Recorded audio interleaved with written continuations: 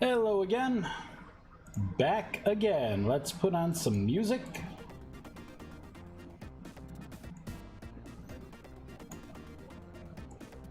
There we go. There we go. Let's continue. I was just gonna work on this offline. You know, just watching Rick and Morty or something, but nah, I guess I'll live stream it. So I'm just adding functionality slowly, right? Last time you kind of saw me make this. I have it to where there's a maximum mana. I just gave it a 9999, just placeholder number. As I cast transmutation, boop. See, it adds, right now I just have it add 60. I'm not sure what the final numbers are going to be because I don't know how long things should take. I haven't dialed anything in, but at least I can transmute it. We can power it on and off, and you'll see the state of the button changes on the outside. Again, on and off doesn't mean anything. If I save this, it should save. We should still have 60 mana stored, and we should have...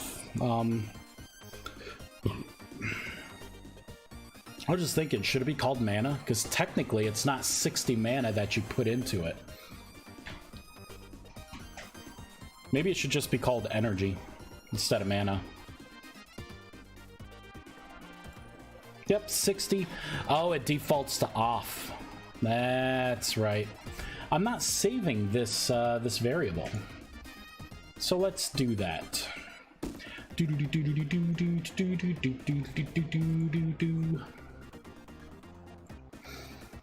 All right, I'm gonna have to move my soda out of the way.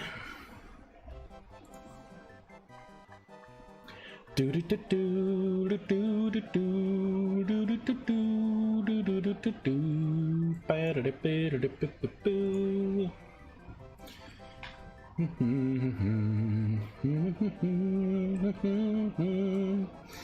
gonna have to make a new variable.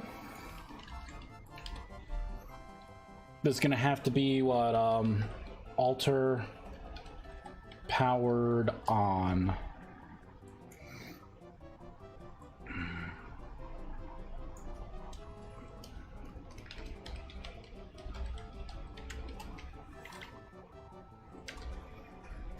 I will call it alter powered on.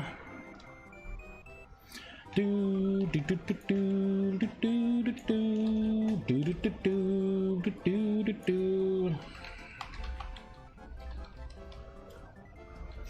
I should just call it powered on instead of alter.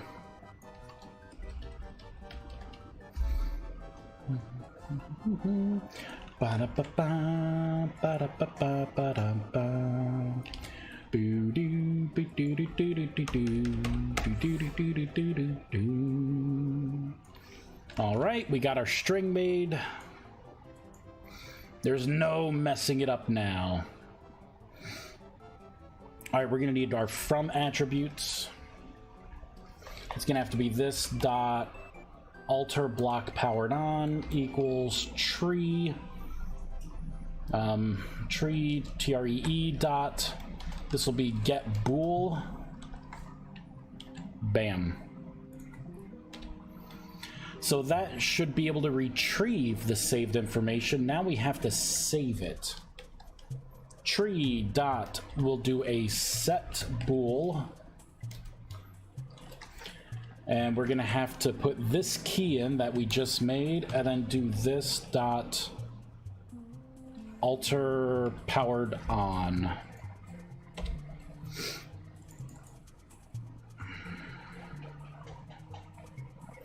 You know, we should go ahead and save a couple other things. Oh no, we already do. I already stored the the stored mana, the current, and the maximum.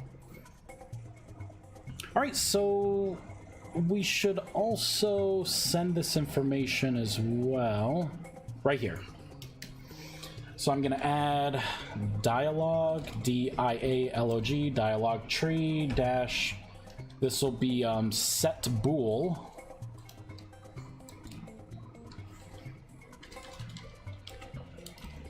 We'll put our key in and then do this dot alter block powered on.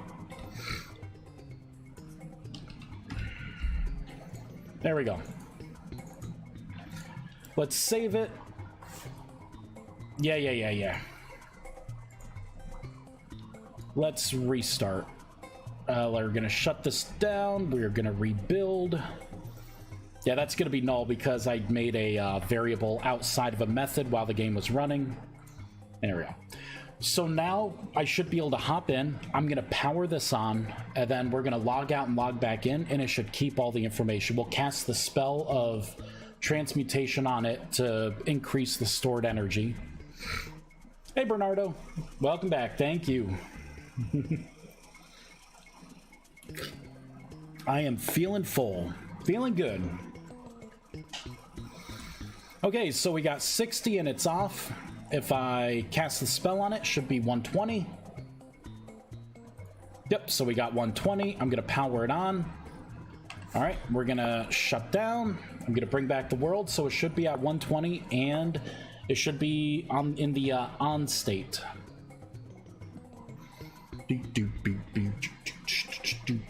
Bum bum bum bum bum bum.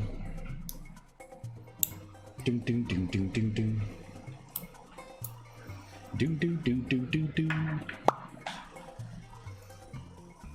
Well, 120, and it's considered off right now, so it did not save the data. Very interesting. Oh, I didn't put this. I mean, that's not a big problem. I didn't put this here either. This dot. Oh, I need to get rid of this. This is going to override. There we go. It is going to default to off. Okay, we're going to fireball this back in. I'm going to shut down. I'm going to rebuild. Yes, stop debugging. Thank you. Okay, now we'll test it again. That's right. I statically put it to false for testing. That way I could send a packet and make sure that it returned true.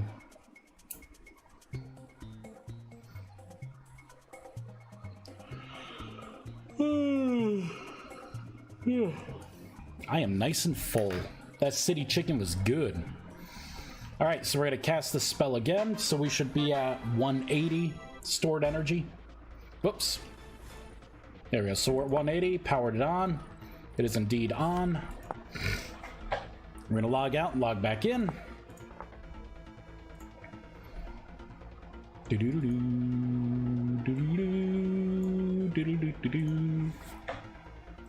Once this is confirmed working, we can add it to our update method. So it's at, you know, so the on off, so there we go. So it's still on. Perfect. So that is working. Now we're gonna add it to our main method. And we're gonna start to come up with the logic of, you know, what actually happens when this thing is on. Should be down here. Here we go. On infusion tick. So this is going to be client side.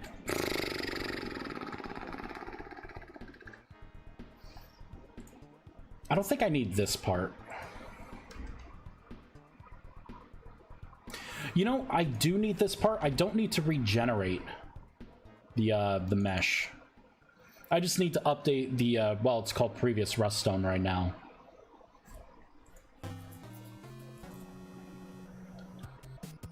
these are going to be different animations. I technically do not need animations yet because I don't have any animations for this block. Only tick on the server and merely sync to the client. We're going to want to keep that, definitely.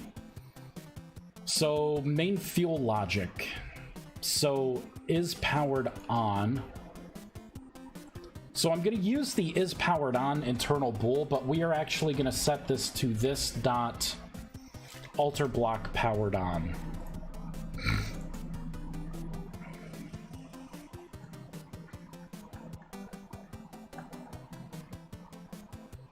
So if it's on, it's going to start trying to do things here. So we have a can start changing item. And that's it. Let's look at this method here. So I believe somewhere we're going to have to create like either a dictionary or a list. What do I want to make? A dictionary or a list? Probably a list. All right, we're going to make a new list. This is going to be a public list. I believe I want to do an string int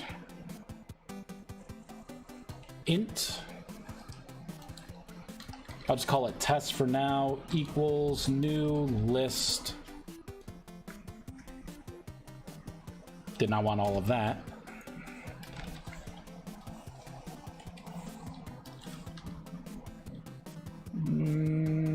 Trying to remember how I do this. You know what I could do?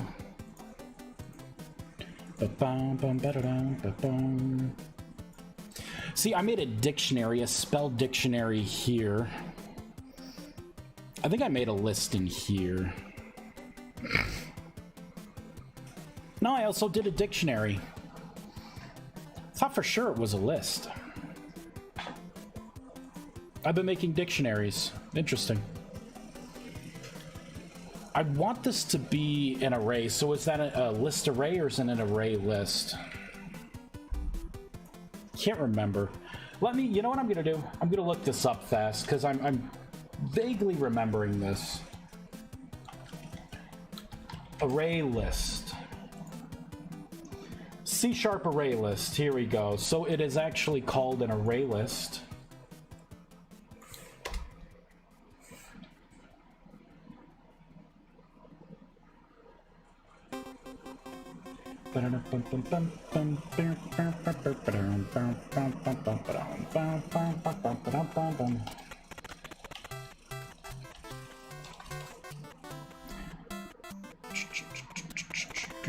Yep, bring this in. There we go, array list. So it's going to equal a new array list. I could call this... I'll call it the,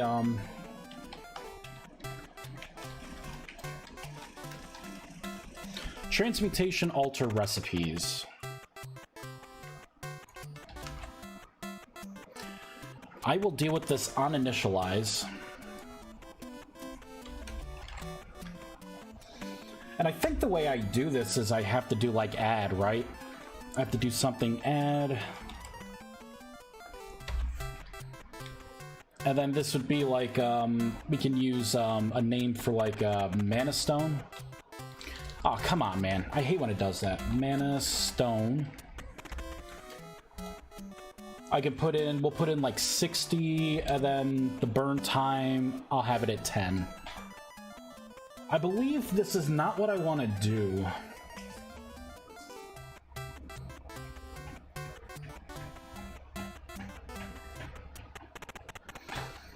Don't I have to do like a position here, so this should be like 0? Because you have to put like the key in, right? Let's take a look at it here. Let's teach ourselves. So they're just creating a random variable. Like I don't want to create just a variable and loop through. So this is more along the lines, right? Array list, array list. So we say new. I guess up here, maybe I could just define the array list.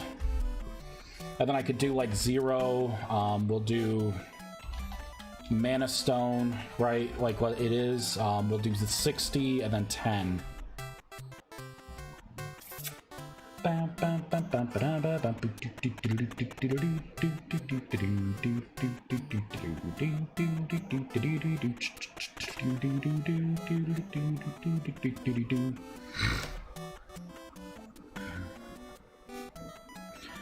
Oh, this is interesting how we actually put things in.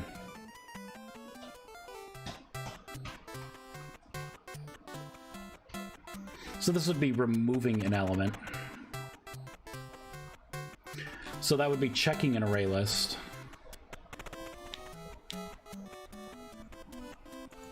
I wonder if I should just make a dictionary. Maybe it would be easier just to make it a dictionary. That way I don't have to screw with anything, and then I can make something instead of spell base. I could just make a dictionary entry for this specific information. So I'm gonna put this in. Gonna copy. We are not gonna do a static dictionary. We are gonna call it this, however. I'm going to get rid of all of this. Instead of spell base, I'm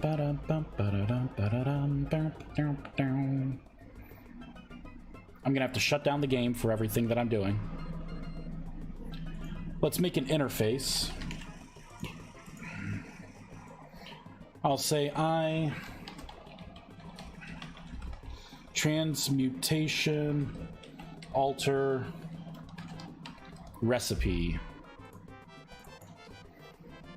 All right, so we're gonna have an ID. I will have the name of the recipe. We don't need a description, but what I do need is a cost. I will also need a processing time.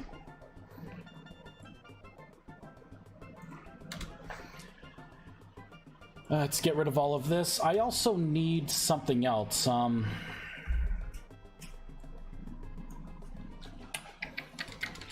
This is going to be...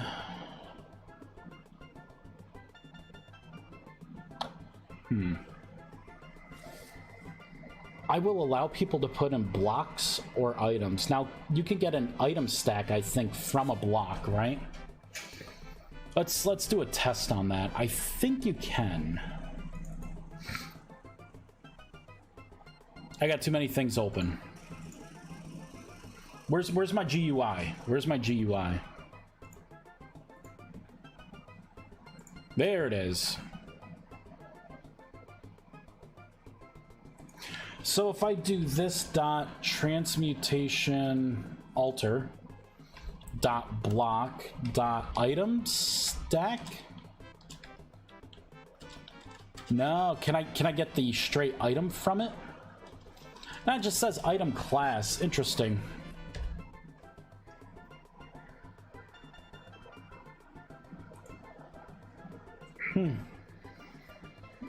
I was going to say, you know what? I can forego any of that bullcrap. I'm just gonna save it as a string.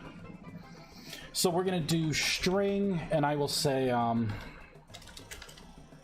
required object. This is not gonna be I spell. This is gonna be I transmutation ALTAR alter recipes RECIPES.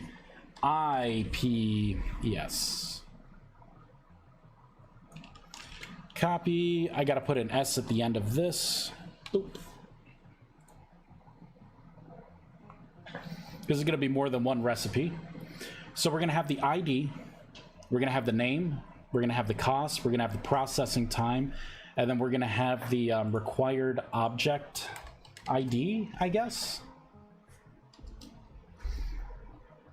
Maybe not required object. What is it gonna be? Required, I can't say item because it could be an item or block. Unless I do item block. Required item block ID. I think that's gonna be everything I need. Let's come up top. to the abstracts. We're going to copy and paste this. I'm going to call this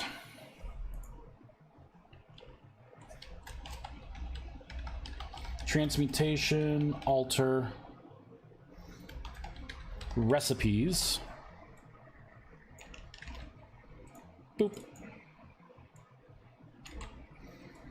We're gonna take this in. Okay, so let's move this over here. We're gonna need ID, name, we're gonna need cost, and then we are gonna need processing time, and then we're gonna need the required block ID. Let's get rid of all this other stuff, except for this.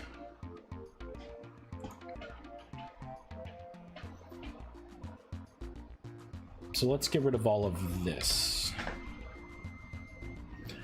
ID, name, cost should be a float. No, it should be an int. Should be an int. I'm not going to use floats for this stuff. Although, you know what? It is going to be a float. I will make it a float in case I do have to do a percentage.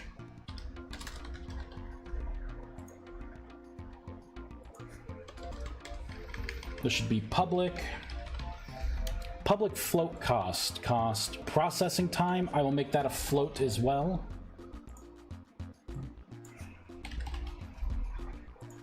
And then the bottom thing, required block, is going to be a string, so we're going to get ID. This is not going to be spell based. This is going to be for the recipes. I will delete all this extra bloat. So we got the name. I'm not going to need description, but I will get the name from the ID. Cool. All right, so this is going to be generally what I want to do. Now I can go back into my recipes. I'm going to stack these together, and I'm just going to move this over here. I can get rid of that.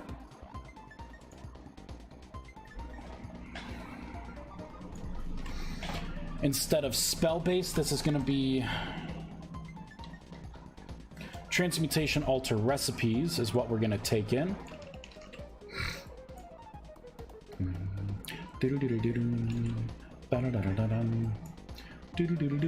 Let's move some of these windows out of the way.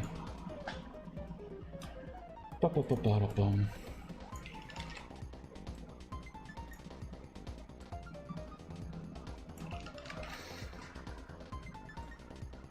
going to scroll all the way to the bottom. I'm going to say add recipe to dictionary. This is going to be this dot transmutation alter recipes.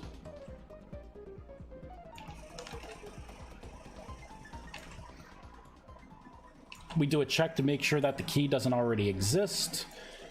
This is going to be transmutation alter recipes. I'll call this recipes in. Recipes in. And I will say recipe name. Recipe name. Recipe name.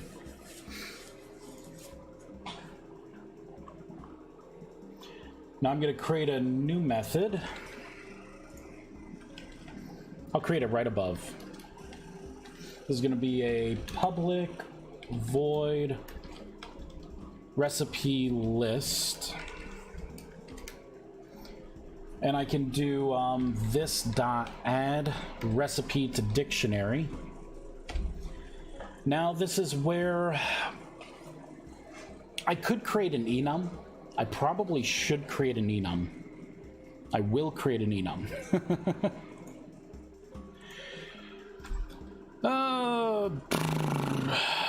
Sure, I'll copy this one. Copy, paste.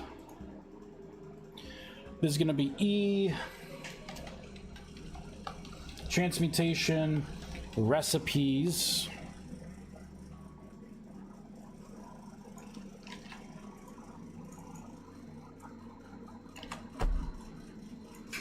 All right, so this is where we're going to put things in. Like, we're going to be able to create a mana stone, for instance. Let me look at the transmutation spell itself. I think I have some notes as to what it's going to be. You know, some of the things that it's going to be able to redo. Yeah, that's right. So mana stones, I'm going to move this over. I will stack it in this window.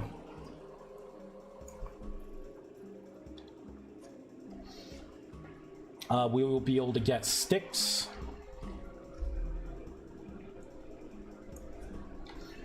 Seeds. We will be able to get the terra preta. Charcoal. Sapling.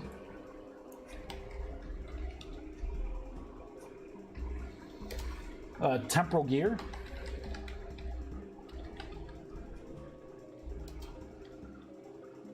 Planks.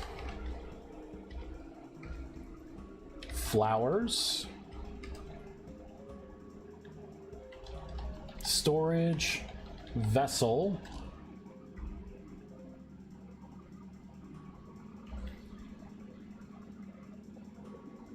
Burnt clay blocks, clay block version of a block. Oh, no. No, I don't think I'm going to do that. Yeah, maybe I will.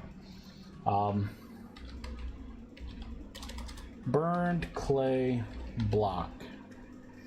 I'm going to get rid of the S in some of these, like seed, stick, mana stone. For the sake of enums, you know, I should probably do the uppercase. So like mana stone, stick, seed, terra preta, charcoal, sapling, temporal gear, planks, flower, storage vessel. This is going to be burned clay block. Eventually we will be making other things. I'm gonna put the eternal forge in here. You'll be able to create one of those. You will also be able to create a slip stream generator.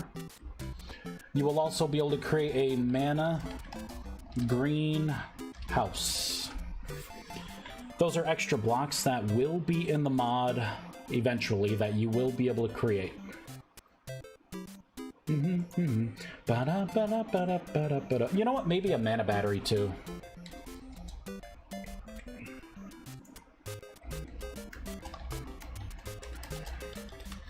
Mana battery, and I'm gonna put an obelisk in.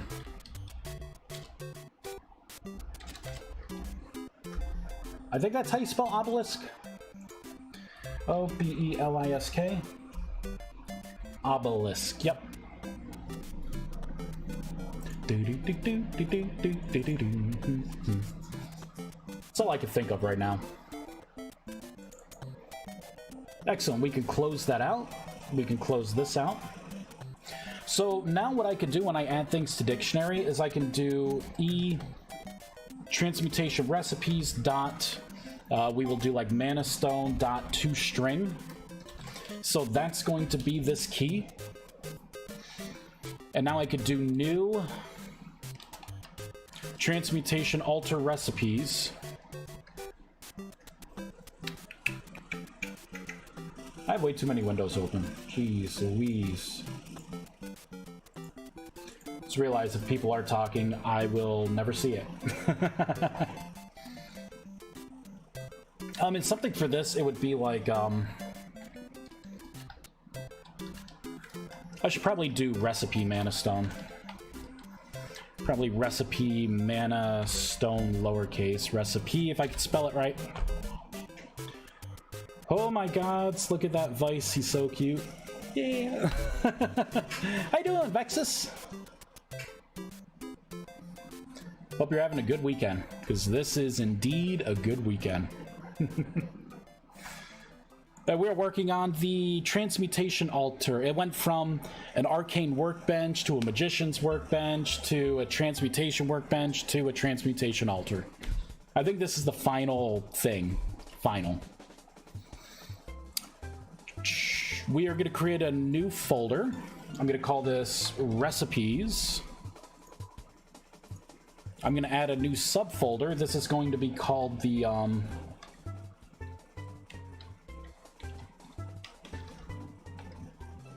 transmutation altar. I'm just going to copy a spell. We'll just copy magic circle, put it in. This is going to be called recipe mana stone. Yes. Ah, son of a bitch.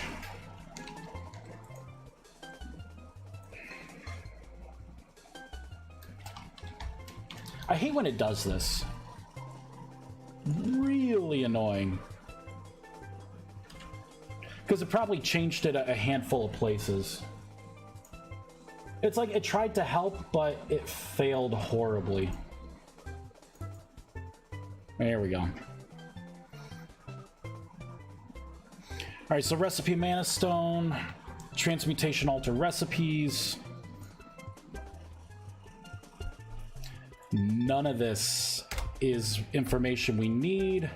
Neither is any of this.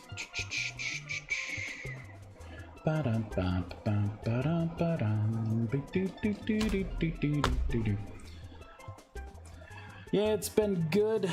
Yeah, it's good. That's good. All right, we need to look at the transmutation altar recipes. So we have an ID and a name, which I'm already dealing with. So what we need to put in here is the cost. This cost, we can just have it equal 1. We can do this dot processing time. And then we're going to need this dot required item block ID. This is going to be a string. And I'll just put in test for now.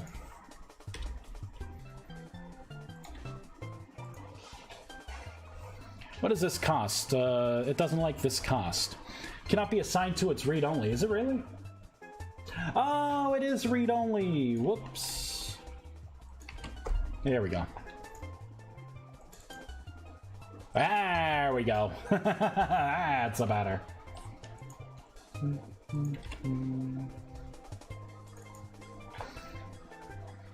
So for each recipe, I will be able to put in the name. So this is going to be e transmutation recipes dot manastone dot toString. The processing time. So for the processing time, I will put 10 seconds. The cost will be 60. I don't think I have to put F there. And then the required item, it's going to be the item of the like what items required, right? So in this case, something failed. Oh, this takes 4. Yeah, we're not gonna do that. There we go. Mana stone recipe. There we go.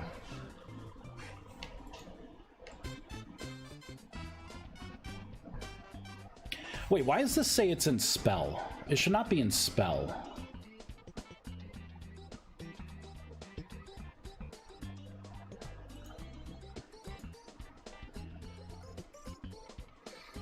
See, it should be here that it's pulling from. Oh, it did some stupid remapping, didn't it?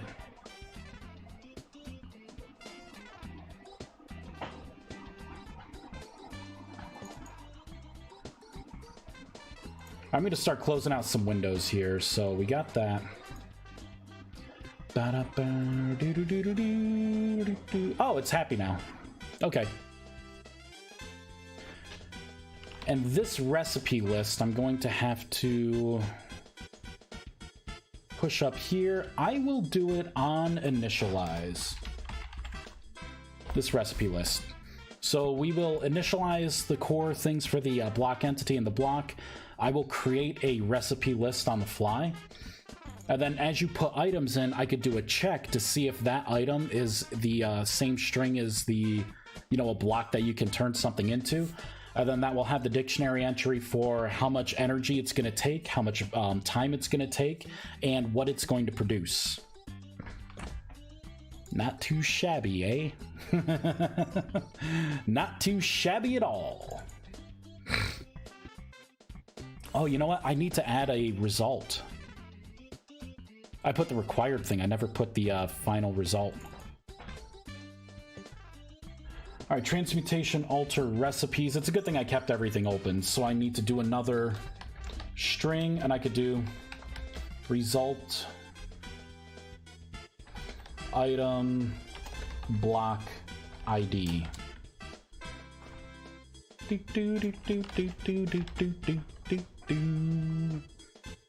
Which means in here,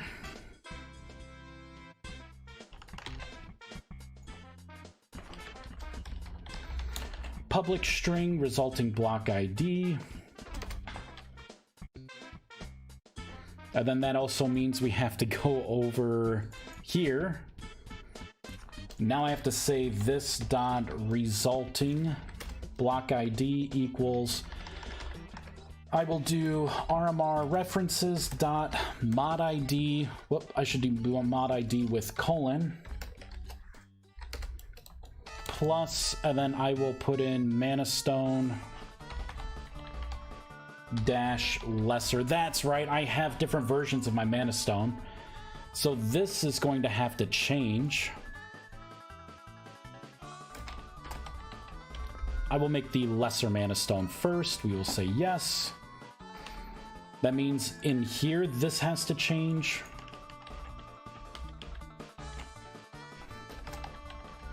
Mana stone lesser, greater,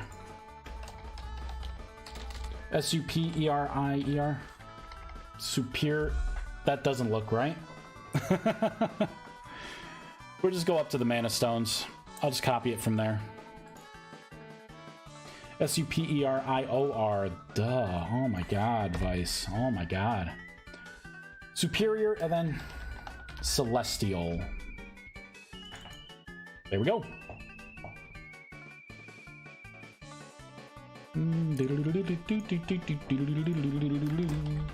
Lesser.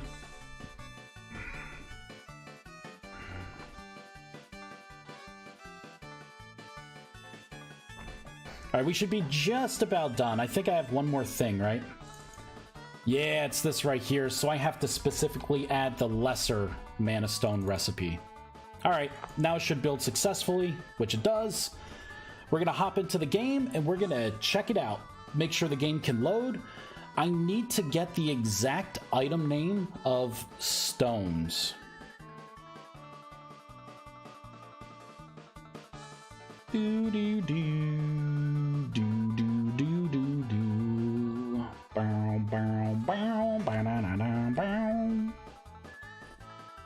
All right, our basic little thing here. So stones, or is it just gonna be rock? No, maybe it is just called stone. Here we go. Here we go. Game stone dash, and then it has shale, basalt, peridot, phyllite. So how am I gonna take a wild card in? So it's game colon stone dash. All right.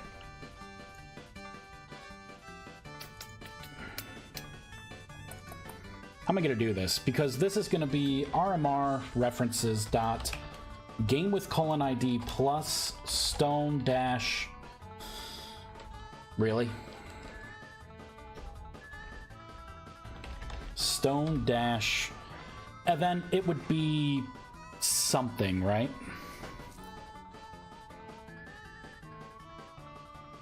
Unless I can put in a wild card. Do you think wild card would actually work, or is there something I can use? Wild card utility. Vintage Story does have one.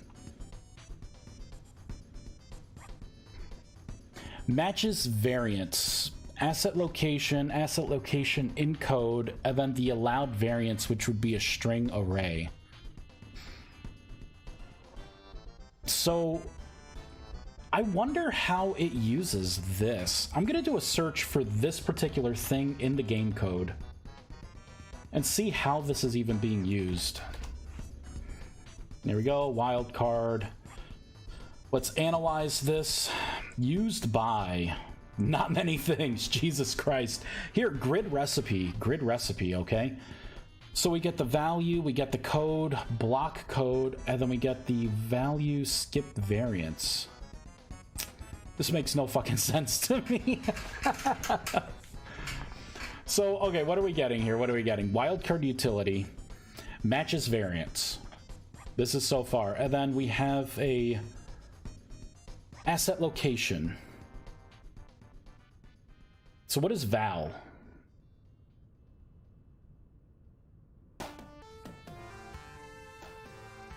Val in this, so I'm getting a string value.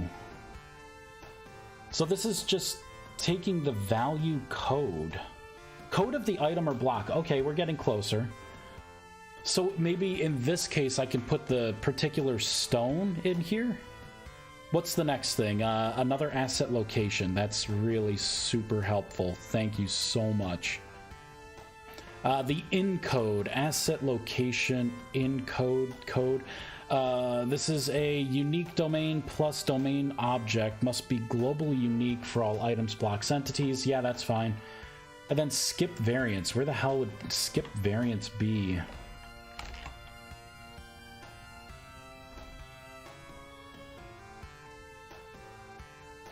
There's a hell of a lot of skipped variance here. This doesn't tell me shit. This doesn't tell me anything. I'm just gonna wing it. I'm just gonna wing it. So what if I do... Okay, what if I do this?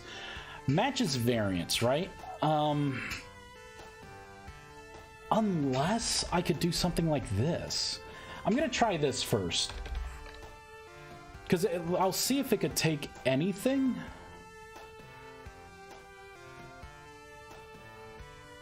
We'll try it.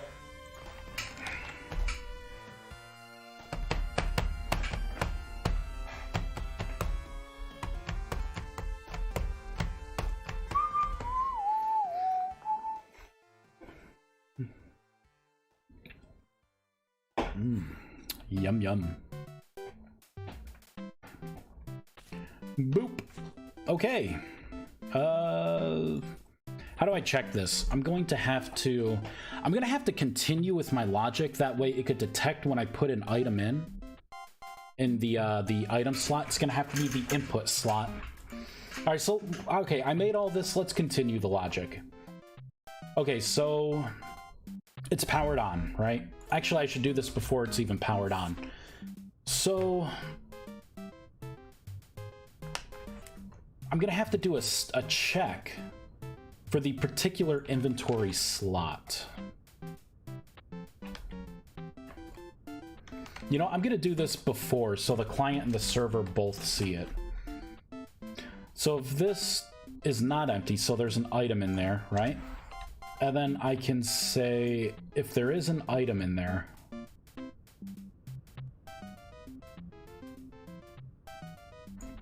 so if this inventory slot 0 item stack item dot code dot path, and I could say contains game game. I fucking hate when it does this shit. There we go. Game stone. Give me a stone. What is this? Chalk.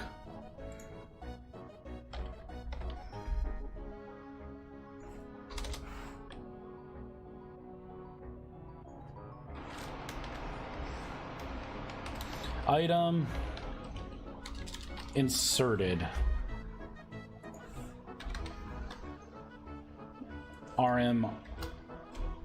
RMR references. All right, let's fireball this bad boy in. And then we're gonna put the stone in, and then I'm gonna have to see if something comes up.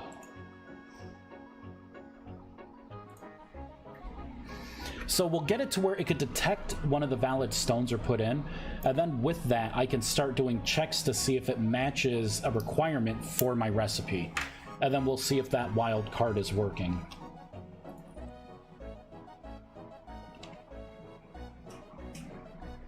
Oh, it's... doesn't matter if it's powered on or off. This is slot 0 that I'm putting things in, right? Oh, wait, no, there's no stone, huh? There we go.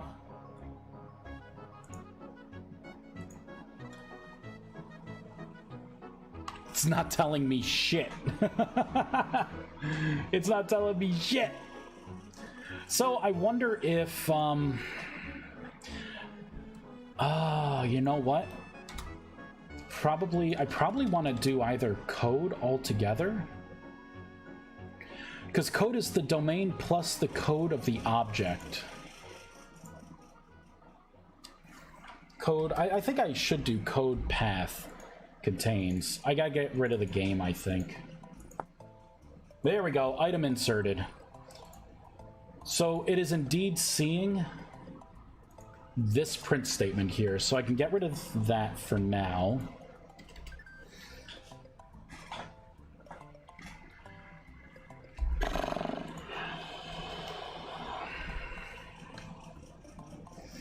Okay, instead of this, what I could probably do is I could say if this contains... Oh god, what, recipes... Transmutation alter recipes dot... Base... No, how do I want to call this? I think I have to do it specifically. Something like this. And then I can get required item block ID, which is going to be a string. This is going to be transmutation alter recipes dot mana stone. We will do the lesser mana stone dot to string. So basically what I'm going to do is I'm going to look to see if there's an item in there, and if that item contains the required item block ID from here.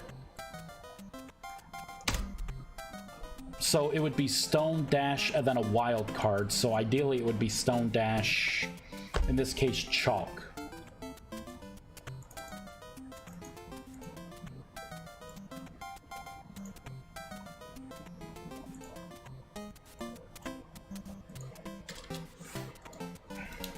I'll just put a 2 here so it looks different. This is what I feared. It's not accepting it. It's taking it as a literal star instead of a wild card. But if I do chalk...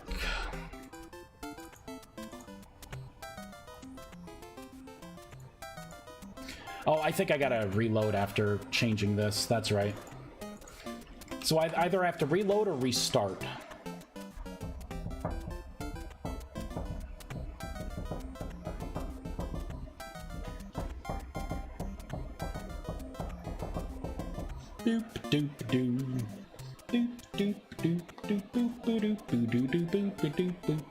I already see it spamming. Yep. So it sees this as a valid item. But I am specifically saying chalk here. So what if I do something like this? Plus wildcard utility. Wildcard replace. Returns a new asset location with the wildcard star being filled with the block's other code parts if the wildcard matches. An example is block is trapdoor up north. The search is anything dash up dash replaces anything dash down dash. In this case, this method would return trapdoor down north. That's what I would want.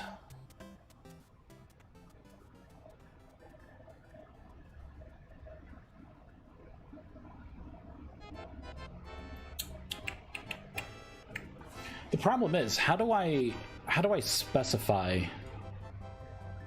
each thing.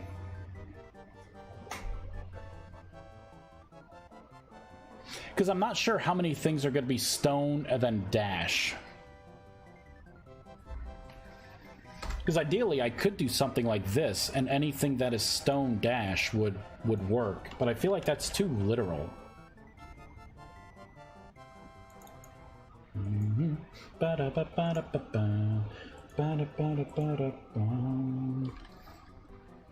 Let's get more stones. Oh, you know what I could do to check?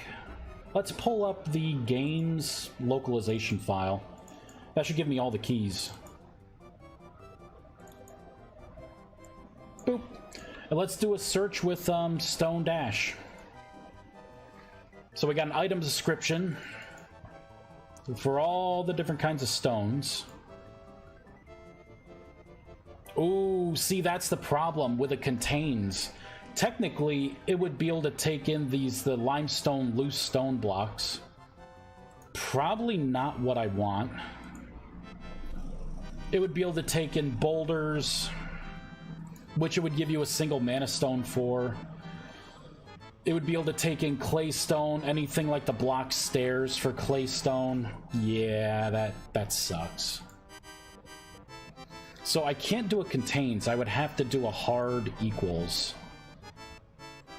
So I'd have to do like equals.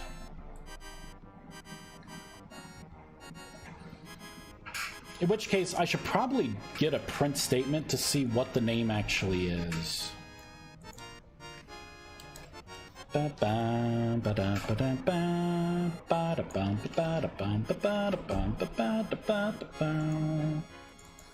Alright, baby. It's just saying Stone Dash Chalk. Okay. Okay.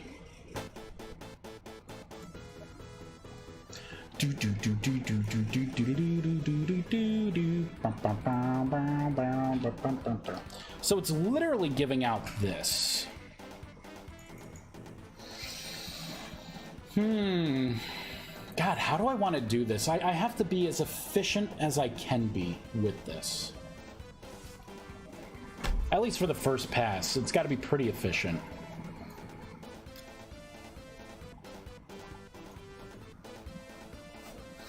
Yeah, because what am I getting here? I'm saying if the item code path, if it equals... And then I'm getting the alter recipes, and I'm saying required item ID by block. So this is the dictionary here, and then I'm looking up the thing for the lesser mana stone. So this would only ring true if I could make a lesser mana stone with the item, which means it's a valid recipe. I gotta figure out how to use the wild card, I think.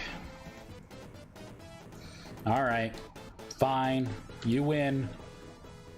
Match variants. See, I have wildcard replace. I wanted to look up things.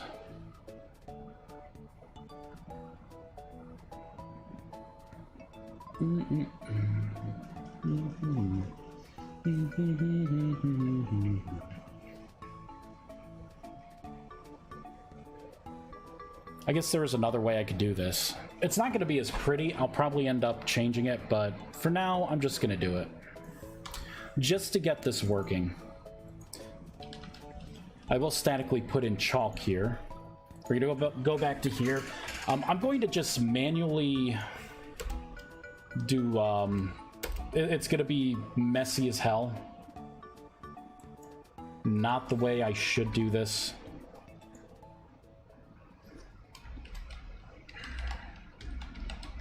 I can do manual entries for everything.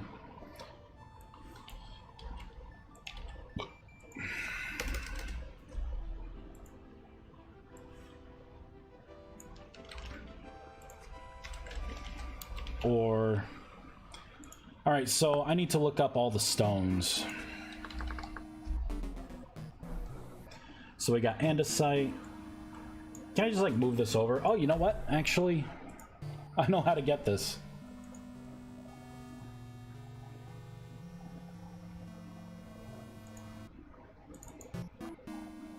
We're gonna go into world properties, block, stone. Where is it? Rock.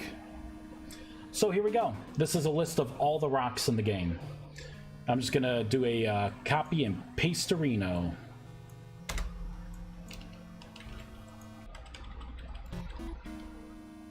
Spew a bunch of this out. All right, so we're gonna look for specifically andesite. Chalk, we will do chert. There's a much better way of doing this than what I'm doing, but what I'm doing will also work. Limestone, we will, fuck it, claystone. Every single rock you will be able to turn into a mana stone. The good news is everything else is going to be easy. This is going to be the most complex thing. Got shale, basalt,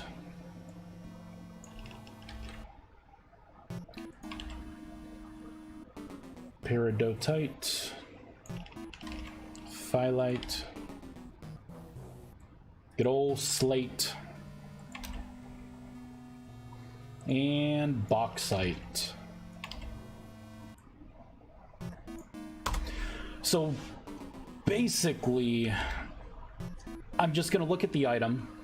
I can get rid of this.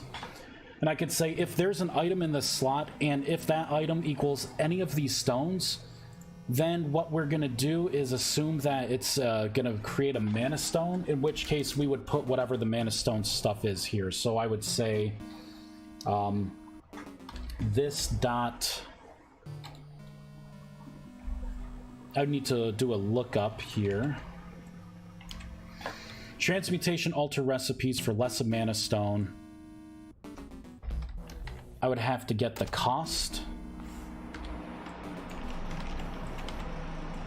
And I would have to get the processing time. Which means I'm going to have to create two variables up here.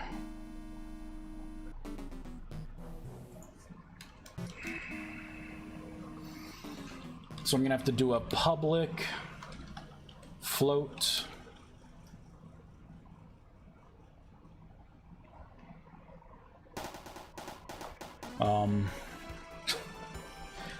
input item cost,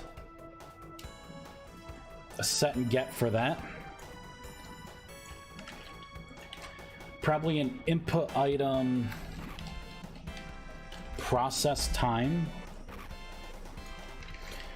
And then I will do an input item. You know what? I don't think I need to. I could just look that up dynamically. These two things I'm going to need living in the block, so I'm going to have to set those variables. And then I could do a check to see if those variables are greater than 0, and then that would start the processing time and ticking down. Bum, bum, bum, bum, ba-dum, ba-dum, bum, ba-dum, ba-dum, ba-dum.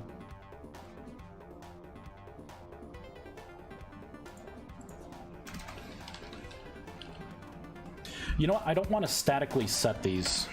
Not here. I will want to save these, though.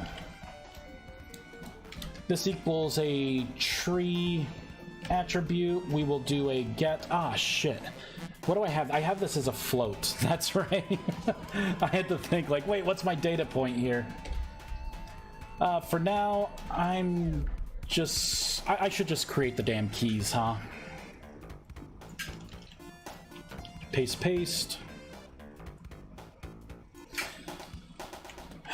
Input, item, cost. Then this is going to be an input, item, processing time.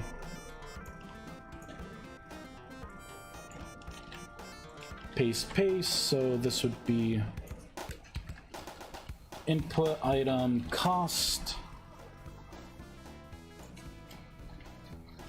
Input item, processing time.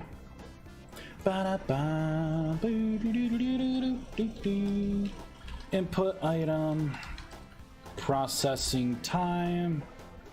This would be input item cost.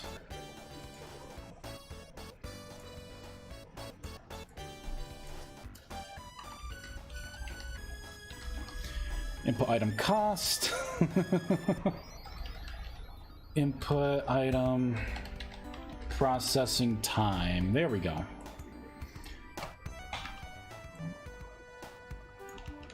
Copy.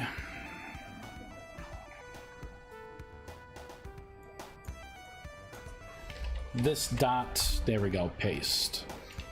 I might as well go ahead and put the information in for the input item processing time, and I'm saving all this information. That way you can shut down the game as it's processing, and when you load up the game, or if the server loads back up, you don't lose your place and it starts from zero. It's going to save, because like greater mana stones are probably going to take minutes to make.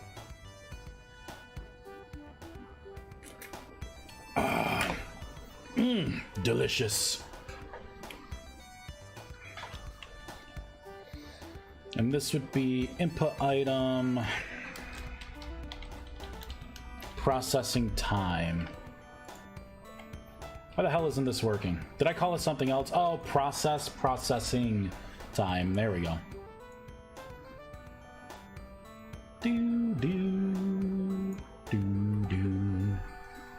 I went way too far down, huh? Here we go.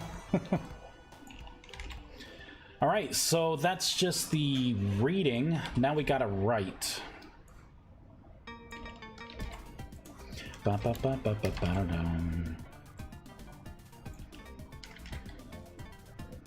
Gonna do a paste. And a paste. Copy. Paste. Copy and paste. Now I can get rid of these. All right, so item cost, item processing time. So we will be saving this information to the block entity directly as it's updated.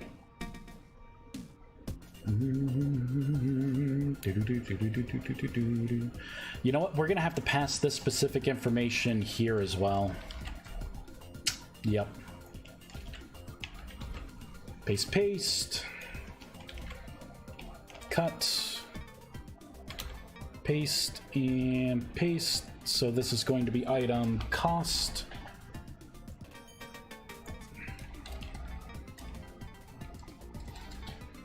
Input item cost.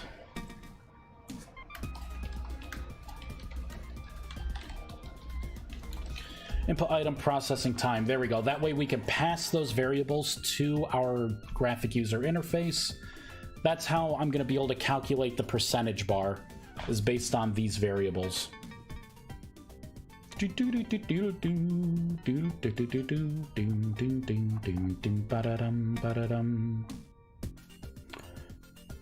Ooh, I can add things to get block info eventually.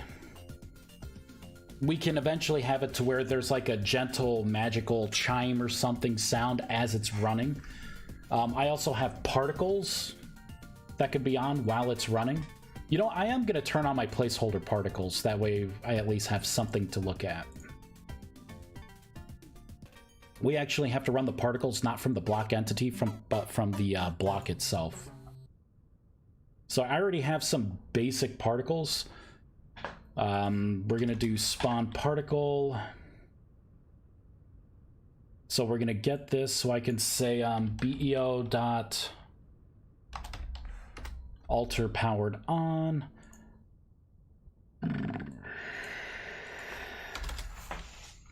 There we go. So while it's on, yeah, we're gonna stop the game. It should spawn particles when it's powered on, at least. I can refine this a little later. Oh, that's right. I never came back to here. That's right, because I started to make my variables here, so I have to save those variables to here. Why did my music stop?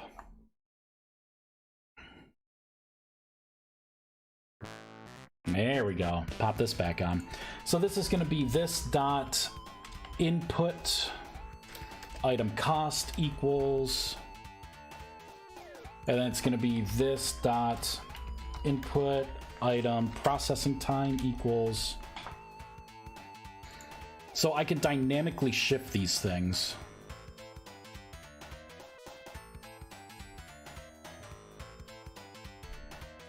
All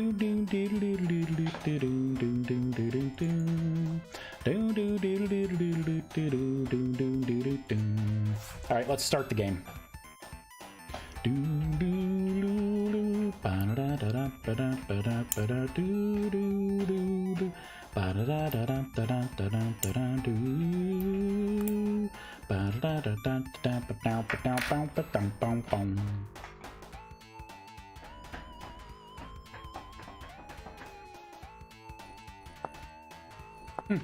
So it's not spawning any particles. Interesting. It is spamming my chat, however. Did I do this right? Block station. Oh, okay, this is the async client particles. I'm getting the block entity. If block entity does not equal null, we get the powered on. I spawn particles and then we do the rest, right? So spawn particles, world spawn particles, particles. Interesting. I'm spawning 3 different colors, 3 different sets of particles. Interesting. Or at least I should be. Oh, wait a minute. Yeah, if this equals true, okay, never mind. Yeah,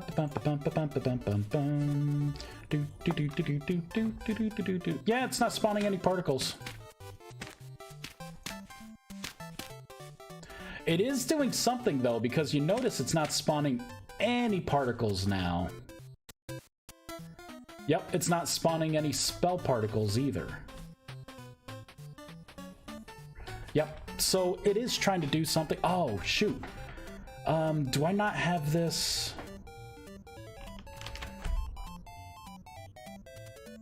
No, no, oh, I do have initialized particles.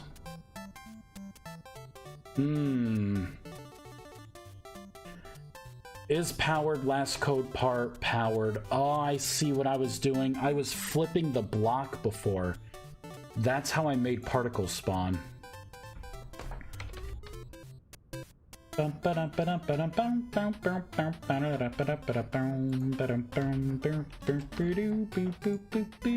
just gonna get rid of it for now. I'll deal with the particles later. All right, let's reload. So I gotta fix those async particles. Actually, all those particles I want to migrate over to my new particle system anyways.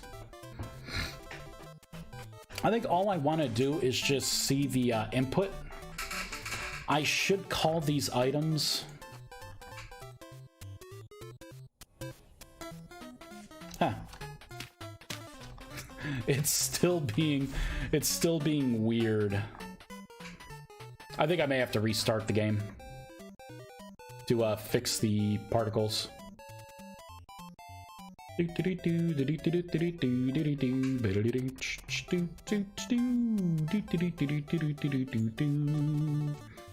right, we'll restart.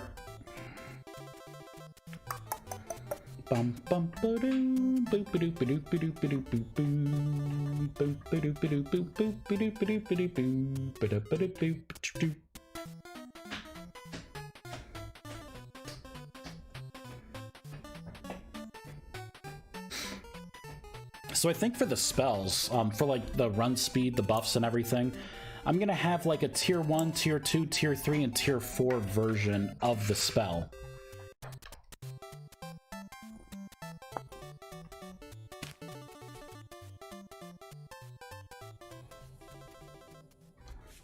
Interesting, now there are no particles at all.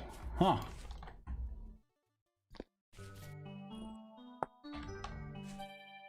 was gonna say, I wonder if it's because, like, things are on, right? Let's... Oh, I reset my spells. That's right. Okay, let's do that.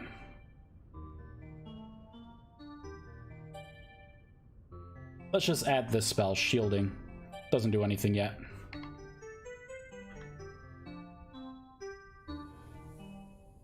Yeah, I don't see... I have the sounds, I just don't have any particles right now.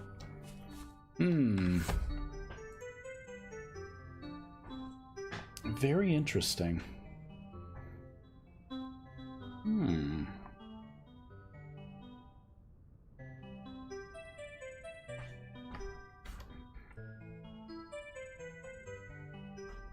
not going to get rid of that.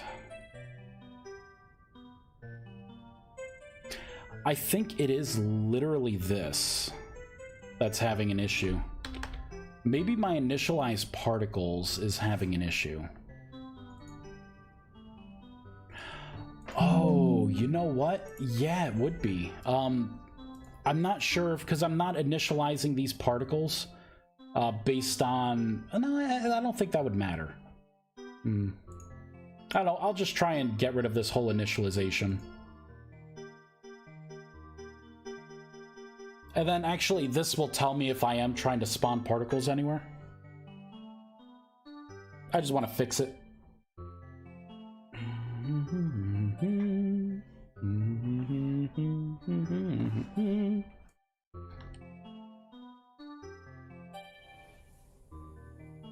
Nope. Still ain't got shit. Ah, great. Good for me. Hooray.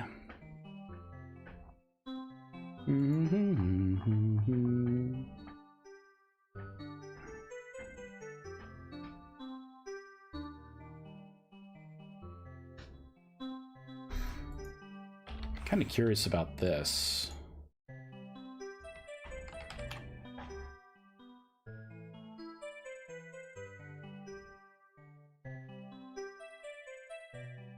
I gotta get rid of that energy ball item. It's not really needed anymore. Now that I have the new spell icons.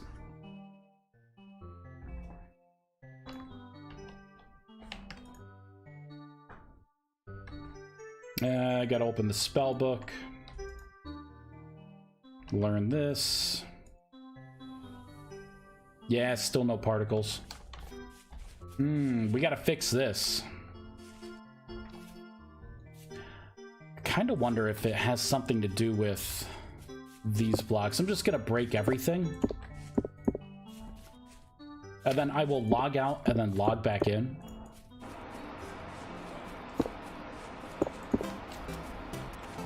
There we go. You know what? Get rid of that too.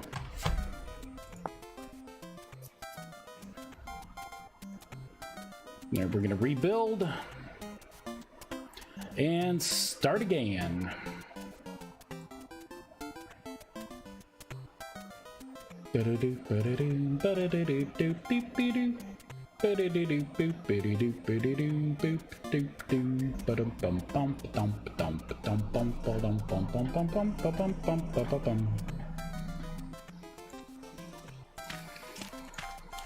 That's still, I don't know. I gotta figure it. I'll figure it out off stream.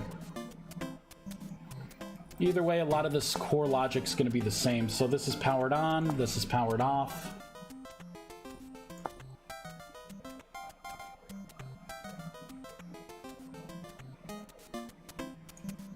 All right. So if I put a stone in here, shift click, so it returned an item stack of null.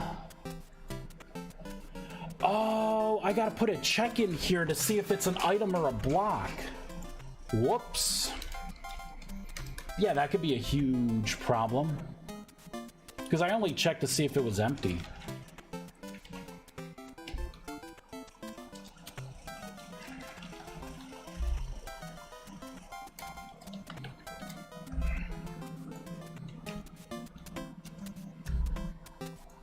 Right, is that how I would do this? Because I'm getting a slot. And I could say on this dot,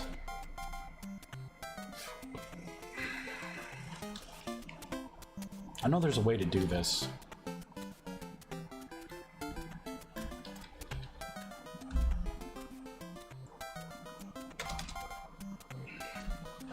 Given expressions never provided a block. How did I do this before? I did this somewhere else. Was it really item stack? No, it wasn't item stack.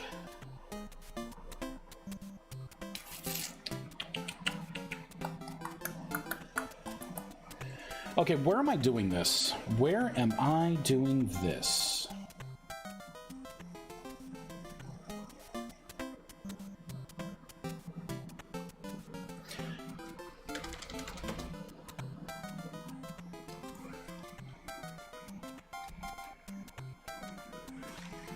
This is where it would be, block or item.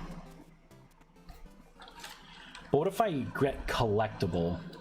This should take in either a block or an item.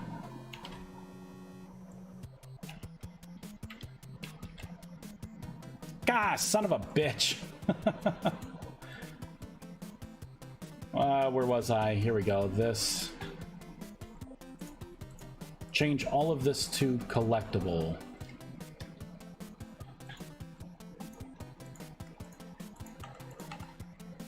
Okay, now that crash should not happen. Because it's going to look for either a block or an item. Before I was specifically calling an item. Alright, let's rebuild and let's start again.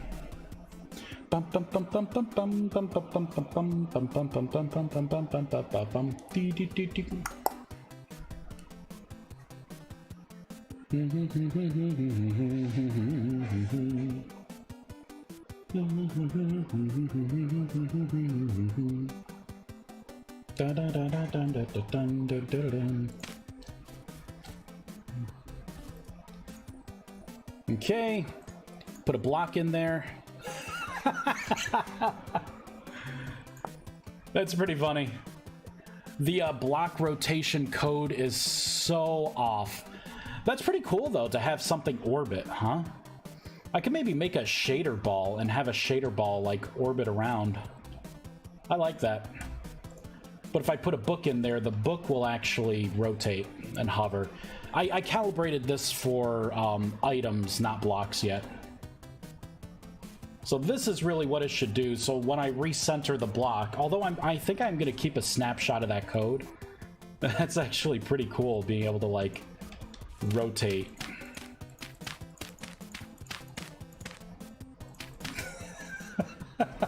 It's tidally locked.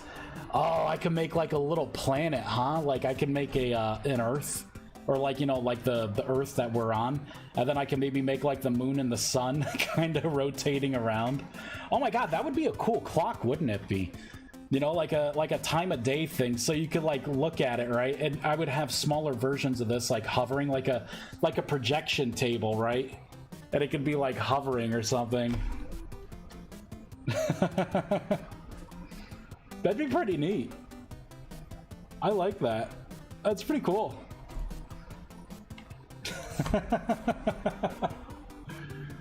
Oh man. So I'm going to I kind of want to see why the particles stopped, and I'm not sure why they did. It could be a specific station. So what I'm going to do is I'm going to set the Oculus to false. The elemental altar is already false, and I'm going to make the transmutation altar false. This is going to be very unhappy when I load. It's going to have issues with those blocks and block entities. But if we get particles back, I know that the thing that's screwing the particles is something in one of those blocks. And then I can enable, I'll enable the altar, because that's what we're working on now. And then if that is the case, then I know to audit my code. What is this?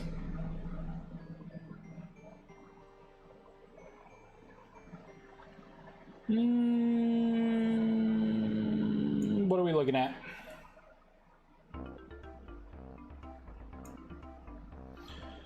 Object reference is not instance of an object.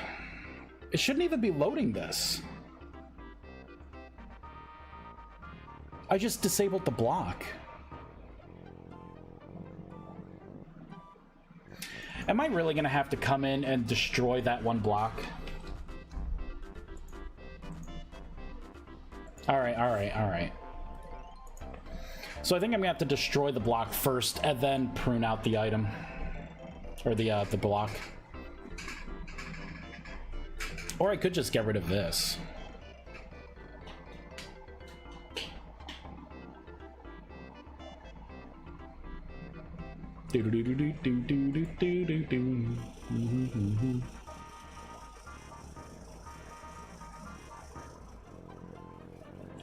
There we go. Broken.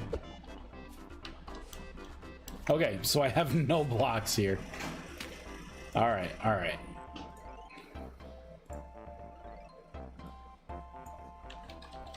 False. Reload.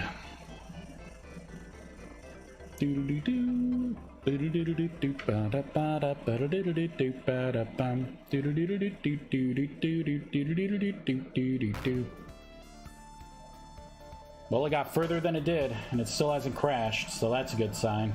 So it was that one block in particular. Oh, so I still don't have particles. So it could be something else that's hosing me here.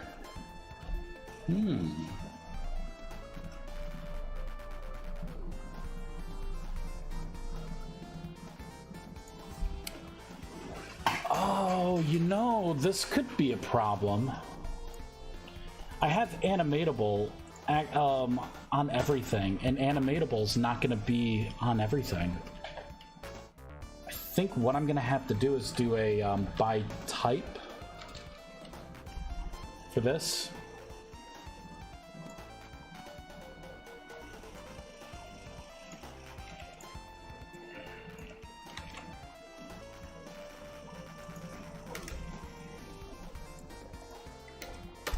The fuck, I can't type? No, I can. Weird, I can't type right now. Alright, I think something's messing up with the game itself here. We're gonna shut this down. What does it want me to save? Transmutation alter? Yeah, sure, save, whatever. We're gonna bring it down and then bring this back up. This happened, like, maybe this is the third time this has ever happened, where my modding environment just, like, shit the bed for whatever reason.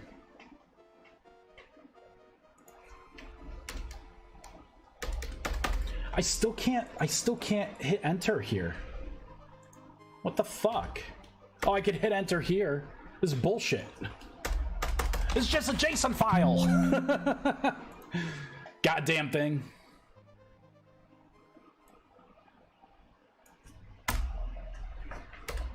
It's not letting me hit enter. Maybe, you know what? Maybe it needs to be in this bracket. And then maybe I have to do something like this. And then something like this.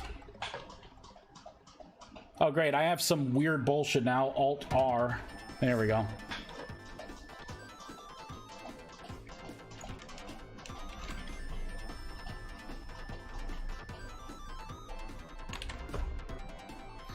So maybe something like this. It seems happy about this. I just don't like this. I don't like doing it this way. What if I do this? Yeah, see, it's not gonna be happy.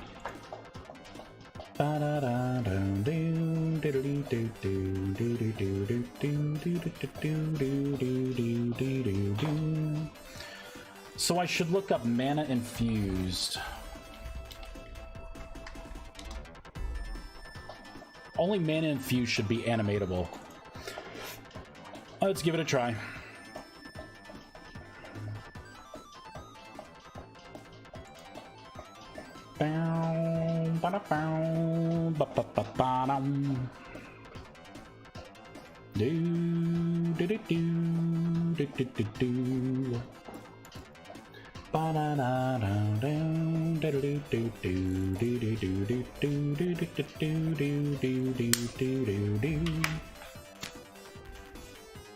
Oh, I didn't add things back. True. Reload.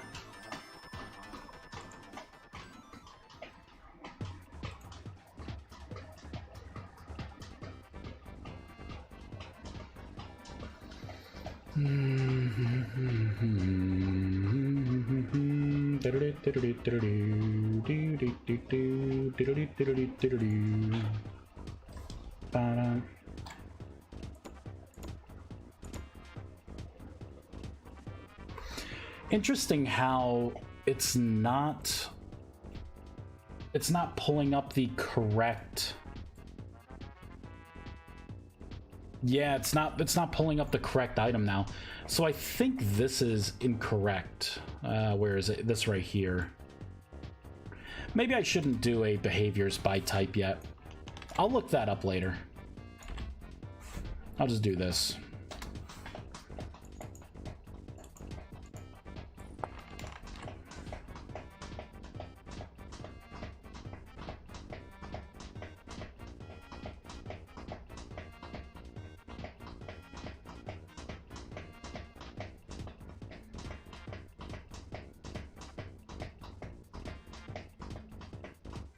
Man, there's so many things. There we go. That's better. Good. You can get rid of some of this stuff here. I guess I'll keep the staff. Oh, I shouldn't have got rid of the book. Or the admin tools. I'm gonna shut down. I'm gonna continue doing the recipe stuff. I will figure out what's wrong with the particles later. Yes, I'll do it later. Start closing some of this stuff. Don't need that up anymore. Okay. Okay. Shut that stuff down.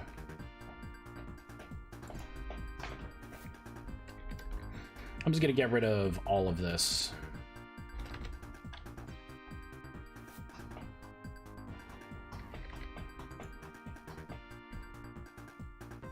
Boop. Boop.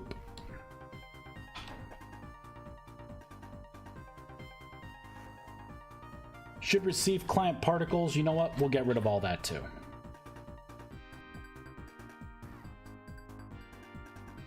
The initialized particles, I will get rid of that. Which means this and this should be good to get rid of as well. Okay, so let's continue.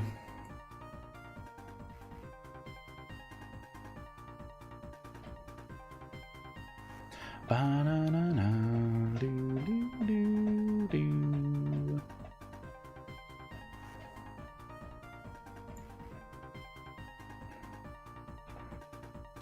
Yeah, it's still nothing. That's okay. Oh, I shouldn't have got rid of my books and everything. All right, all right. I have to create another spell book. And we'll put one of these down. We'll work on this. So let me create the spell book and bind it to me so I could use it. Boop. There we go.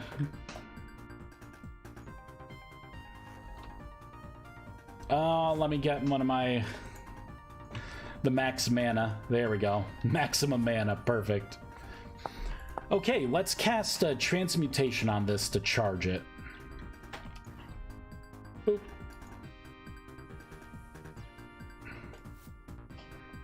I'll cast it a couple times. 2, 3. There we go. That should be good. There we go. So we have 180 points now. 180 stored energy. Now I want to make it to where you put an item in. So let's get some stone.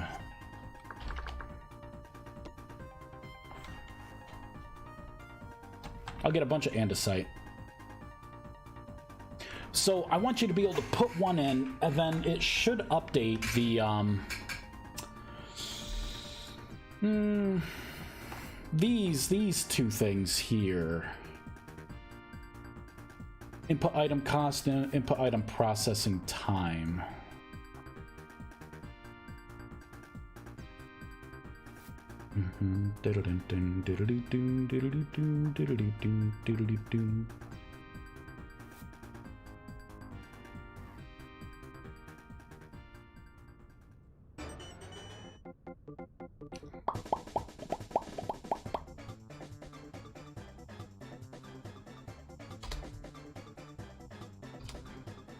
All right, so right, we got stone, right? If there's anything that's stone, let's make a let's do a couple print statements here.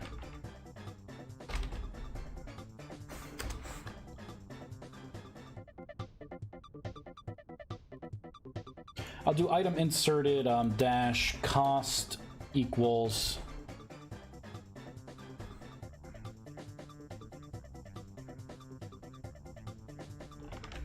copy paste. This is going to be processing time.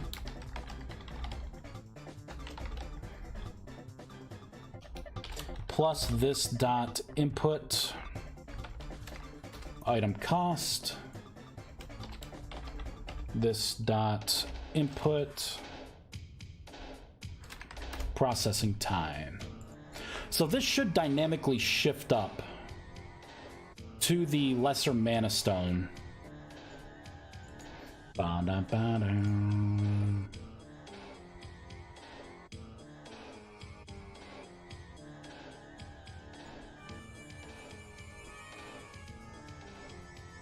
And it did it. So it's put time is 10. Cost is 60. What happens if I take it out? It probably doesn't reset it. Nope, it just stops. If I do a nested if statement here, that would definitely solve this problem, because I could do like else. And I can get these two things and just have them equal 0 again. I can zero them out. That way I put an item in,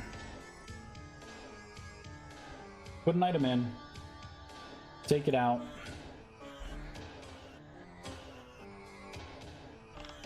cut, paste. So this is what we're looking at here.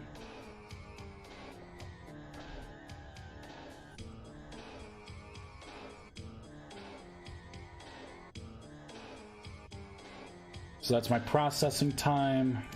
Oh, I didn't put these in the right place. I fucking hate that this doesn't sit, but it sits on top of all windows. I hate it so much. So much. It irks me. And I don't know if there's a way you can have this to where this is just a regular window that you can put like in the background.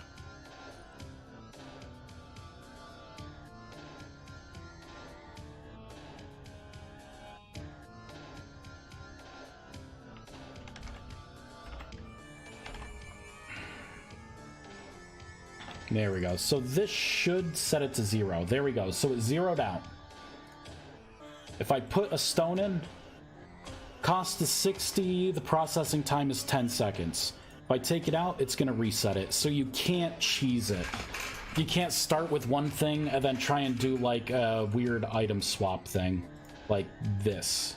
You see, it just zeroed right out. Good. Good. Okay, now that it's seeing the correct thing and we have a processing time, what I can do is I could check to see if it's powered on.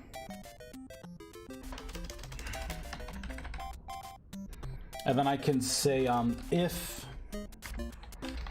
this dot input item cost is greater than 0, then this is going to be the logic that we actually tick things down and burn things, you know. So I would have to do a time lapse, right? I'd have to say so I need another variable here, like a ticking variable.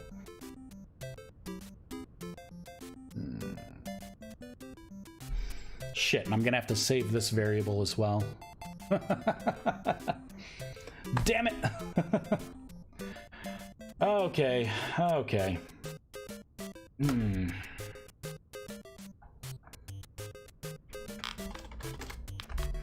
I suppose I could just call this input item time lapsed while processing. There we go. We're gonna come back down. It can start changing item. Alright, alright.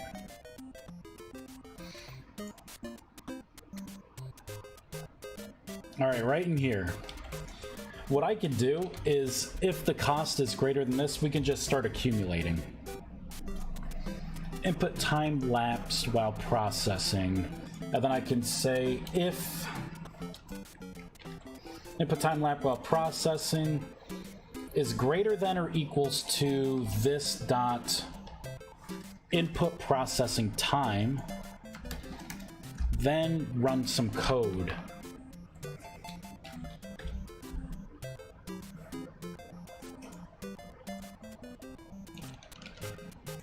There, I want it in this sequence.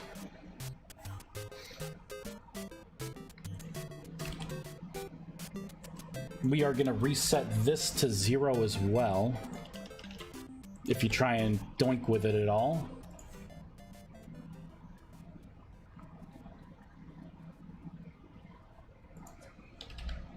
There we go. So if the time has lapsed, the processing time, then what we want to do is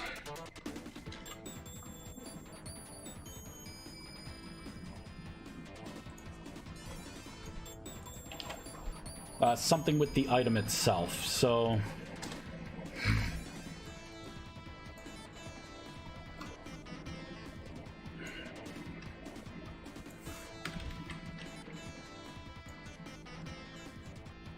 I can say one dot item stack equals new item stack.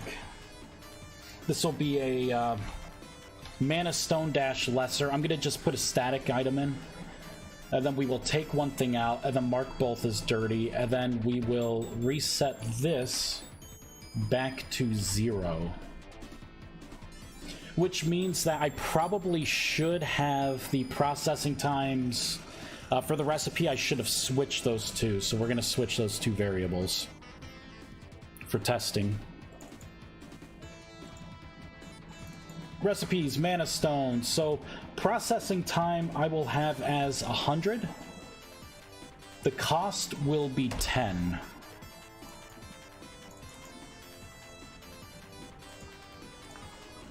Reload.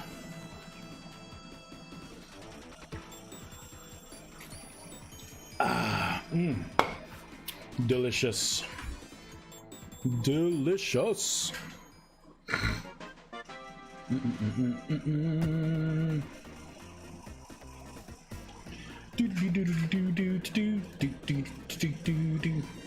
So if it's on, it should start processing.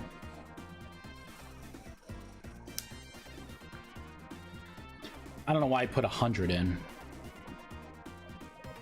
Because I don't have anything. Oh, there we go. So we got a mana stone from it.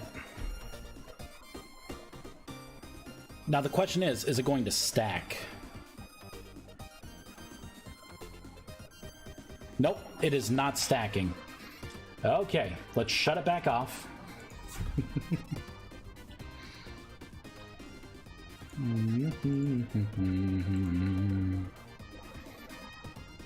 Bum, bum, ba-da, bum.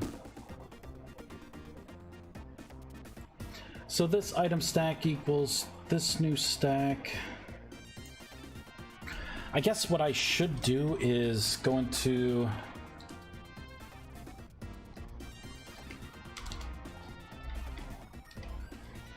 inventory of 1.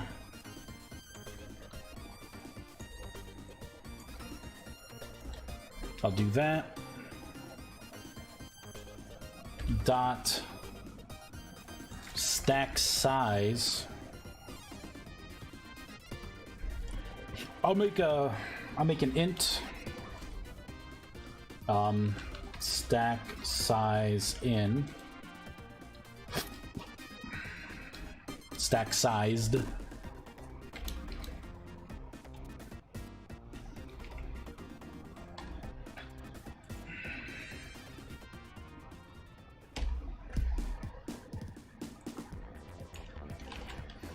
So new item stack, I believe here we would want the comma. No, it would be here, right?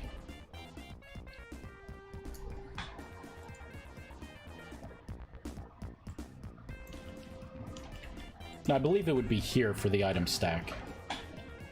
Oh, you know what? No, I'm wrong. It would be here. Okay. Oh, I'm not sure if I'm gonna have to reload, so I'm just gonna reload.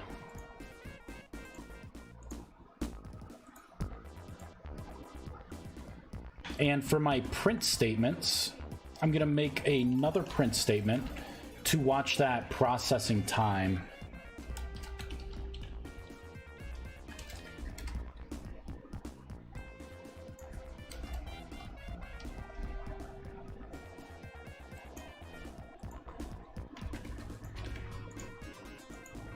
There we go, just so I could see where it is.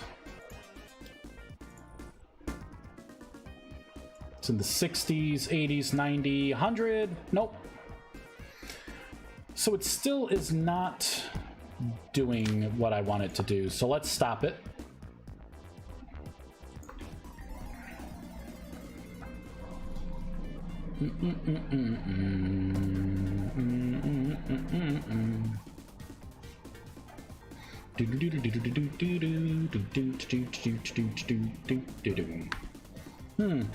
How do I wanna do this?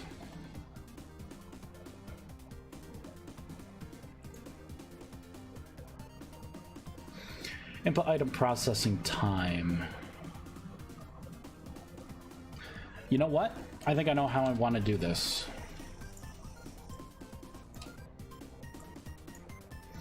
This will be lesser mana stone, right? I can do this.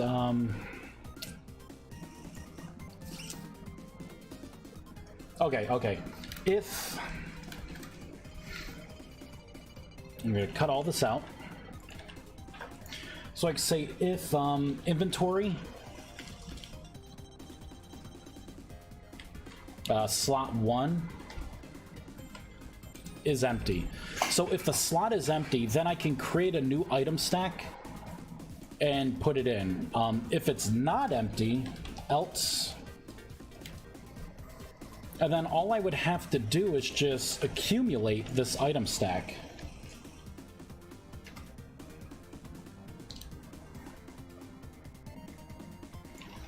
And ideally, I could do the stack size and then just increment it. And then I would have to take out still, and then mark dirty, and the processing time would have to be reset as well. Again, I don't know if I need to reboot or restart the world, so I'm going to save Fireball. Oh, man.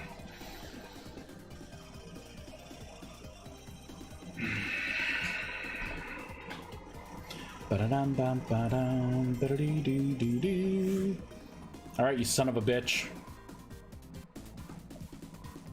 No, it still didn't do it. I thought that'd be how you would do it. Is this read only? No, it's a set and a get.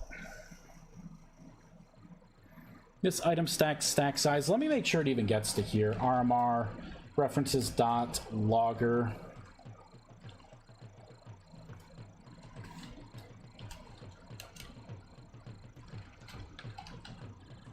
Increased exclamation. That's what she said. All right, so I should see it in my logs here. I should see it pop up and say increased. Yep. So it should have run this code, but it's not increasing this. This is indeed still just 1 mana stone.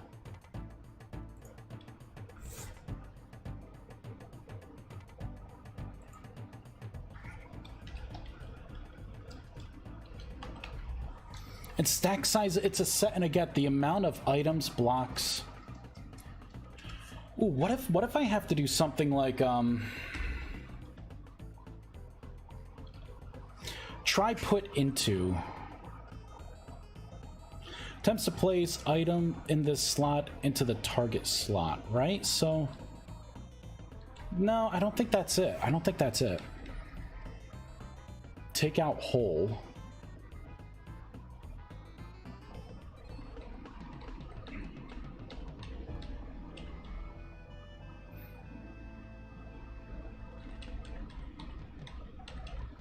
So this is just getting things. Can hold, can take from, activate. We don't want that. I'm gonna try the try put into. We're gonna need world, so I could do this dot API dot world. What else do you need? It needs item slot, so that would be 1,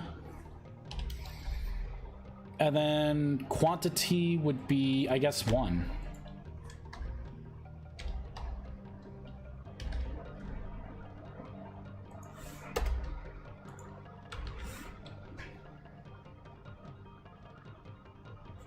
Oh, this should be an item slot.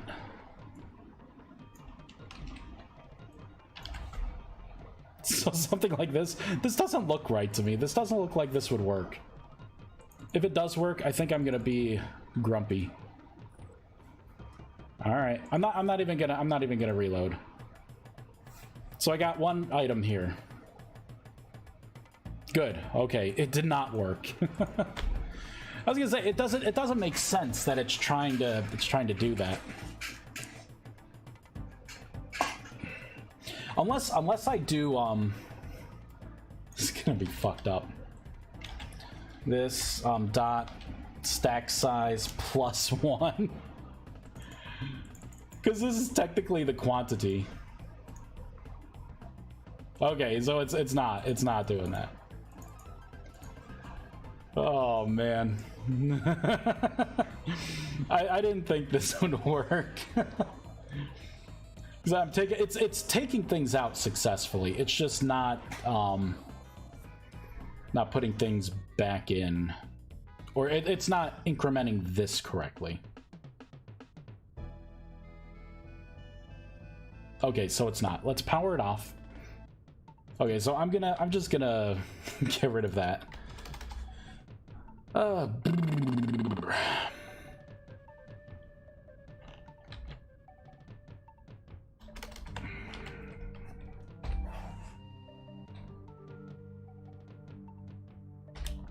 What if I just make it equal like 10?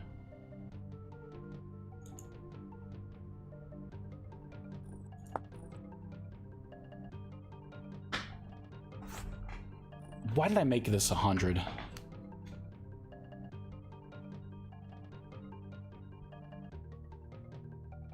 Motherfucker, it did it. It added 10. Are you kidding me? Okay, well. So this is how you do it. Item stack size equals, so it did not want stack size plus 1.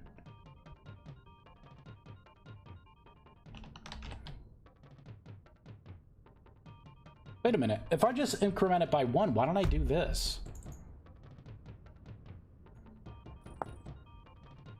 I'm never going to give you more than 1 in a conversion. There we go. So we got 1 item. If this works.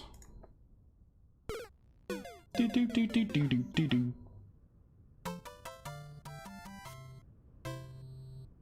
2. There we go. Now the conversion is correct. we are making mana stones. Although we are not subtracting the cost. So let's add that. Let's pause this. Because we are going to have to subtract the cost. So I can say this dot stored mana current is equal to the stored minus this dot cost. Item input cost. Wolf Pepper, thank you for the follow. Much appreciated. Boop. I can get rid of this. Fireball it in. Now we have to do an additional check. So we're gonna have to make sure that the processing time is greater than the time lapse is greater than the processing time, and this dot input item cost is less than or equal to this dot stored mana current.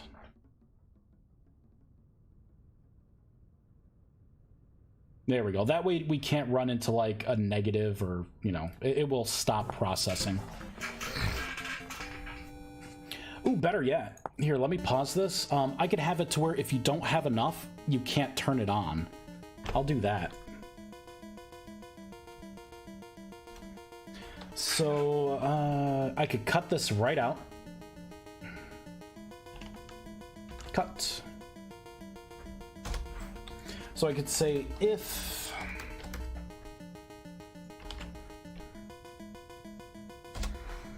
this item input cost is greater than or equal to the mana that you have infused in this altar. If that is the case, then we can continue. Wolf Pepper, thank you for the raid. Let's do a shout out for old Wolf Pepper. Boop. Come on, Moobot.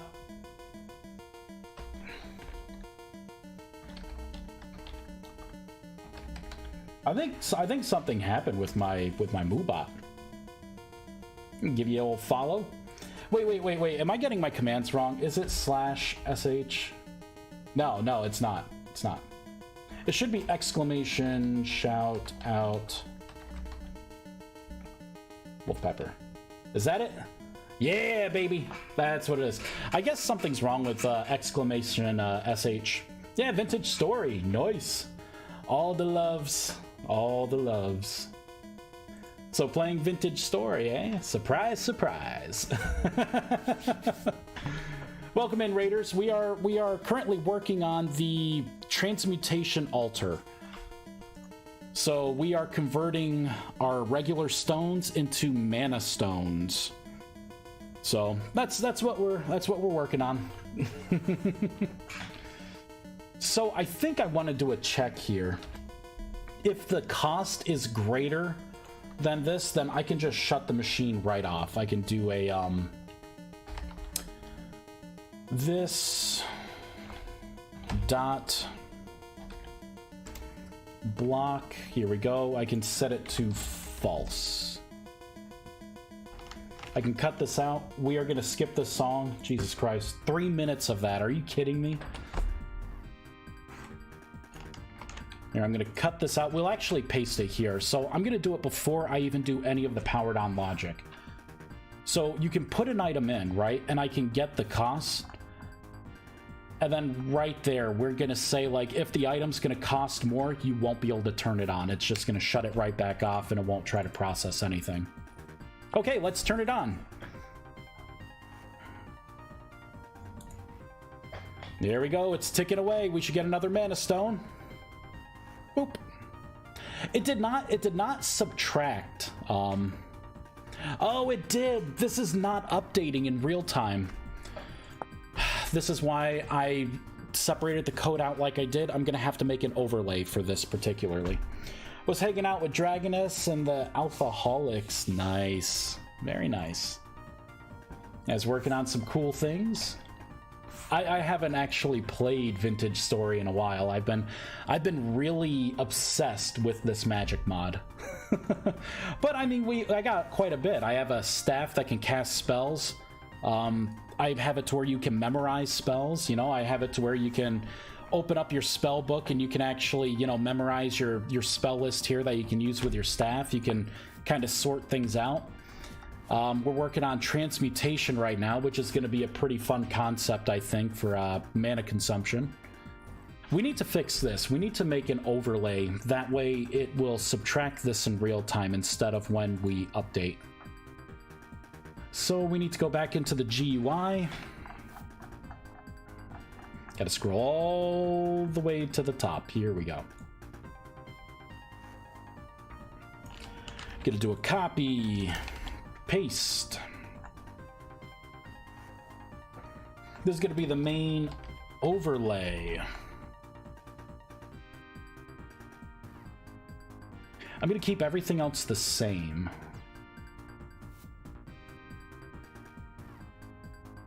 I'm going to have to keep this the same. Here we go. This I'm going to have to add overlay. I'll add a dash overlay. So that's going to be the string. I do not want these in here. I don't want the buttons. I don't want the background image. I just want this information.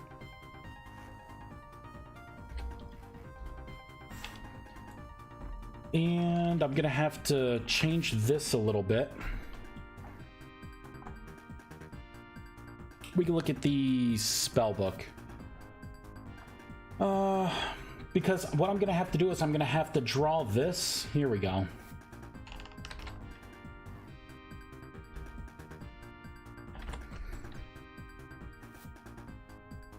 I got to put this in. Okay, so this is what I want to do. That way the overlay will match the main window. Okay, we're going to have to shut down because I just created a whole new method and it is going to be pissed.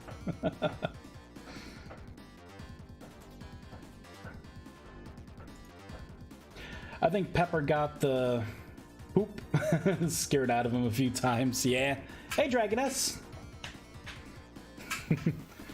got some good jump scares, huh? What was it, wolves?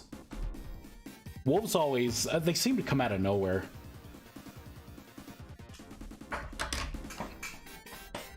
Those undead. Are you playing with the Eldritch Monsters mod? Are you talking about that undead, or is there like another mod that adds undead? All right, so we turned it on. It is ticking. I really don't know why I gave it so long. Why did I give it 100 seconds or 100 ticks? Shit, still didn't do it. Let's shut it off. Oh, I'm not calling this. That's why. I gotta get rid of this, and I actually have to call the overlay now. Whoops. Totally forgot to do that. Okay. Egg on my face, I guess. I want to do this like on tick.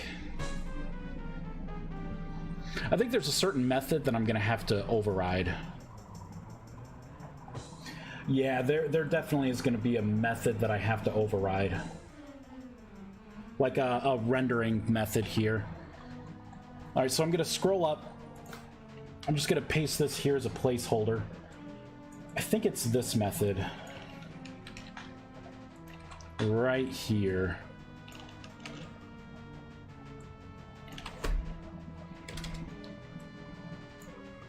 Boom. All right, let's shut down one more time. Let's rebuild. Dungeons mod? Oh, nice.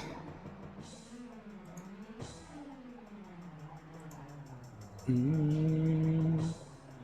was gonna say, why is this this runs before the renderer local updated? Adding an abstract method or overriding inherit method requires restarting. I did restart the application. Was I too quick for it? Or we'll shut it back down. I'm gonna rebuild. There we go. Now the error went away. I gotta check that out. I gotta check out the undead in the dungeons mod. I'm actually gonna pull it up on the side here.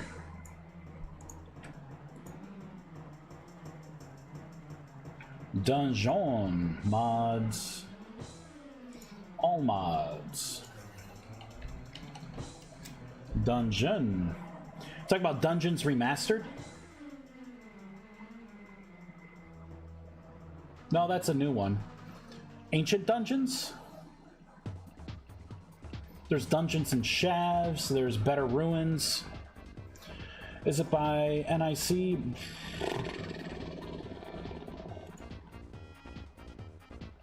Nope. That's by Sam Gray. That's by your creator. That's by the Dilly.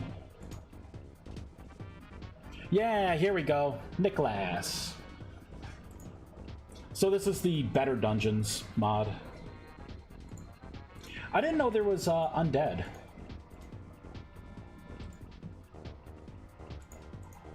Because I was using this mod in my single player, and I did not see any undead. Oh, so it's doing it, but I gotta tweak this a bit. Old Vice has got to tweak this a bit.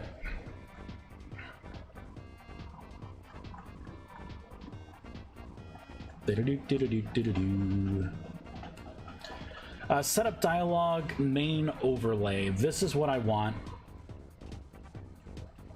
I need to get rid of this and this. Just have the child elements. There we go. I will... Ooh, Eekmer Madurkle. We have to get rid of this. There we go. Yeah, that's a good one. Got neat places to raid. Got a lurk, got family stuff going on. Hey, not a problem. Thanks for stopping by. And Gilligan, thank you for the follow. I appreciate it. Hey, it did it! It's 170, now 160, so it's dynamically changing. I think I could do better, though. I think I could definitely do better with this. But for now, it is working. I just have to bump the bounds up a little bit. So what if I bump it up by like 10? Nope. I can do this in real time here. Thank you for the raid this morning. Hey, not a problem. Yeah, sorry to raid and run. Like the way I do my streaming is I get obsessed with like what I'm doing, and then like at any moment, you know, Freya could need help with a baby triangle. So with that, I actually had to get up and I had to change a dirty diaper and feed the little man. There we go. That's looking good. I assume everything went well with your raid. Or with the with your stream today. All right, yeah, we are ticking this bad boy down, and we are generating mana stones. Good, so the core functionality is there. And if I take this out, it should reset everything, which it looks like the time lapse is set to 0. Sweet. Okay, we will stop this here. I'm gonna make this 50. Whoops. For the processing time. I have to find a way to be able to just look this up. Stone dash chalk.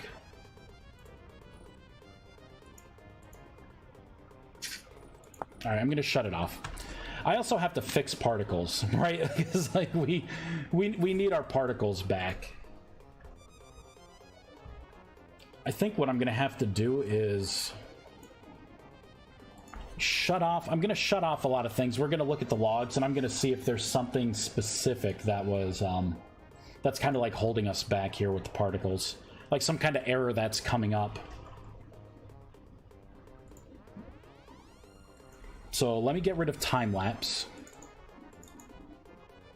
and we are gonna reload the world. We probably have to clean up a lot of things, honestly.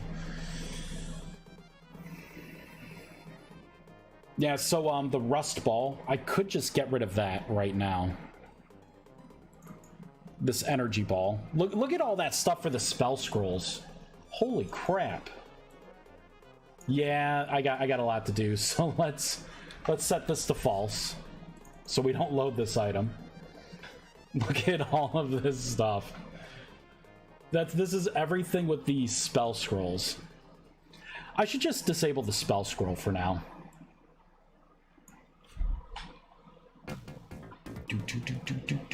Spell scroll. Let's set this to false. Okay, and let's reload.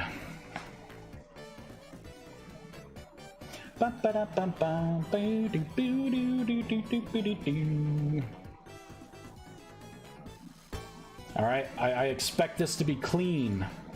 Son of a bitch, I hate when it tries to help you out. Yeah, merge it with these other things. Obviously, if I have it as a separate window, I want it to stay a separate damn window. Oh my god. Alright, redirect logs. What is this? Failed resolving a block or smelting recipe. Oculus Raw North. Ooh-wee. That's right. Because I stopped the, I don't have the Oculus loading. The Oculus, I think, can load. Let's set this bad boy to true. Alright, let's reload the game again.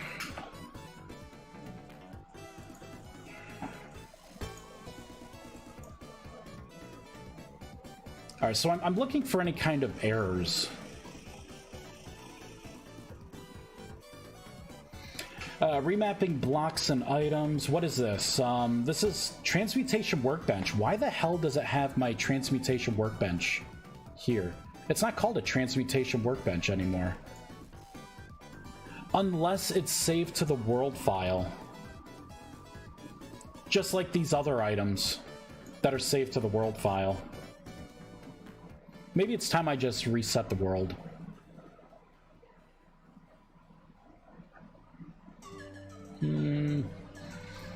Render pass. I think all that stuff is fine. Yeah, so there's literally nothing wrong that the server or anything is picking up. But particles are still not there. So what I'm going to do is I'm going to save and leave the world. We're going to clear this world. As you're doing some mod development, it's nice to just kind of do a reset every once in a while. Because obviously, like, I have items in there that it should not know about, which are going to conflict with the other block entities that were their direct replacements. So I'm not going to screw with any of that.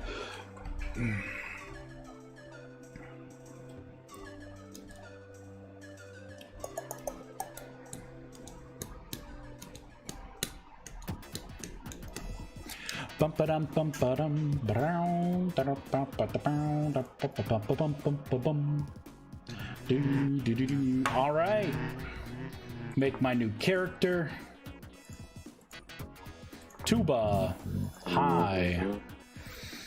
We're gonna do short, none, grin, none, stubble, black hair. Confirm. My class is always a clockmaker. Burp, burp, burp, burp, burp. Okay, first thing, we are going to want to create a staff. Inert staff, and I need the inert spellbook.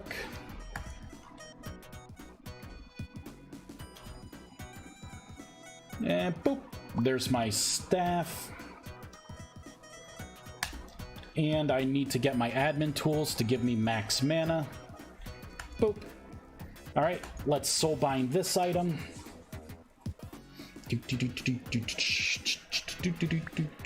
Sweet. Increase mana again. Transmutation. Let's pull out the altar. Ooh, before we do, let's sit down, open our spellbook. There we go.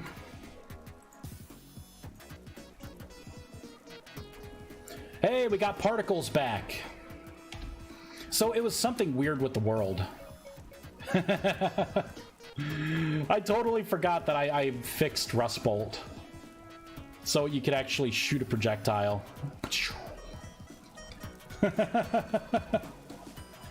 Alright, cool. And it's taken proper mana. So, what I should be able to do is switch my spell to transmutation. We got 0 right now, so I can cast transmutation on this. Ooh. It's gonna take a lot of mana, that's right. There we go, so I have 120. So I could turn this on and off.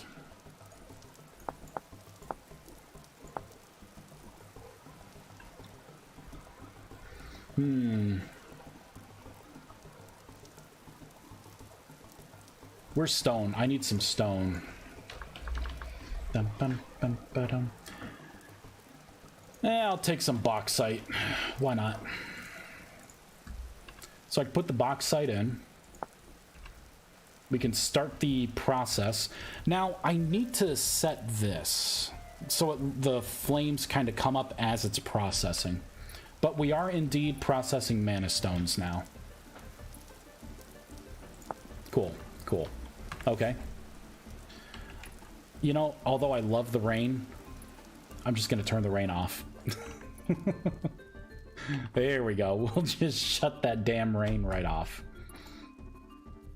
All right, I can move this over here now.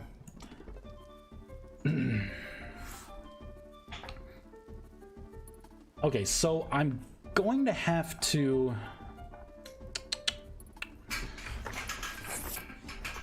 Gonna have to do some things, I think, here.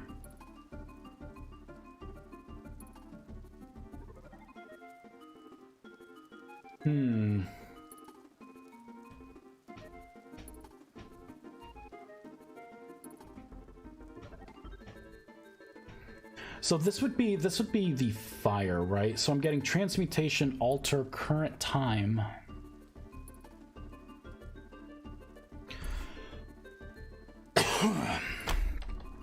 I think what I have to do is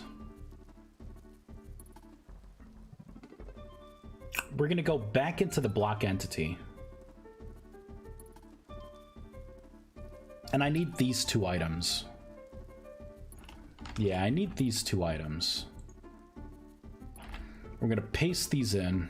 I'm going to copy.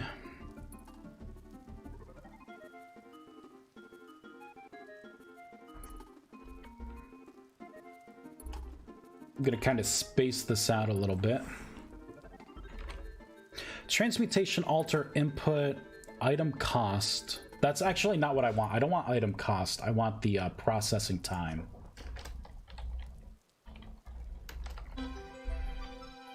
So I want the processing time, and then I want the overall time. Oh, shit. So I'm going to need this first. Oh, and that means I'm gonna have to pass the ticking variable from here. Yeah, oh man, I was hoping to get away with doing it half-assed, but I guess not. I guess not.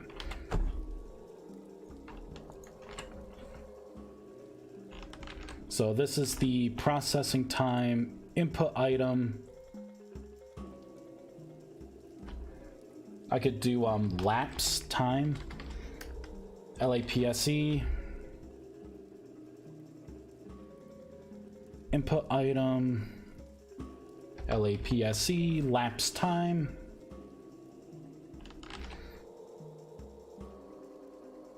Gonna have to change this variable out, which means this is going to have to be LAPSE. Copy this. I guess this is, since this is data, I'm gonna have to save this, so you have to create a variable for it. This.lapse.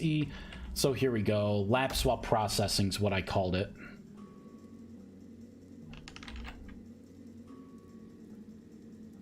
Paste this in. Okay, so now this is going to be saved with the block. Or it's going to be read from the block. Now this is going to be us saving it to the block. Copy. Paste.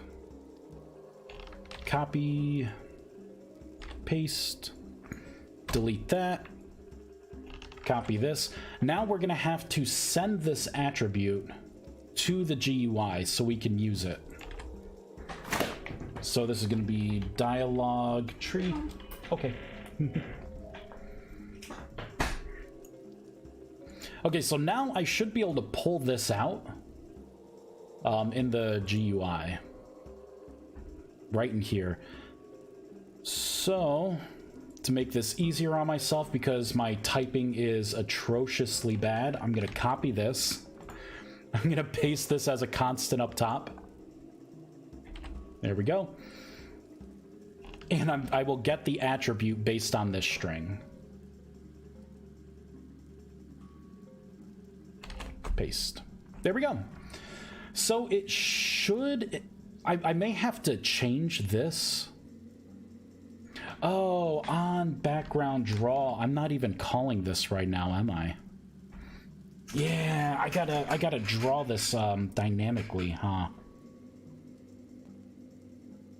Delegate with bounds. So I'm gonna need this.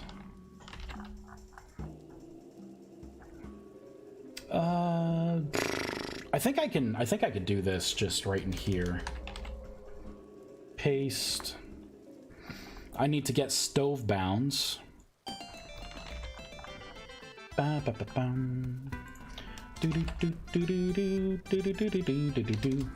Whoops, I don't need to put this in overlay. I'm gonna minimize overlay. There we go.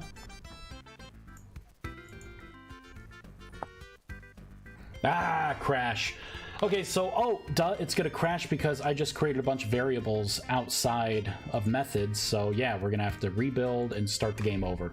But we should now have access to that data stream. Or not data stream, but the data attribute. Ah, delicious.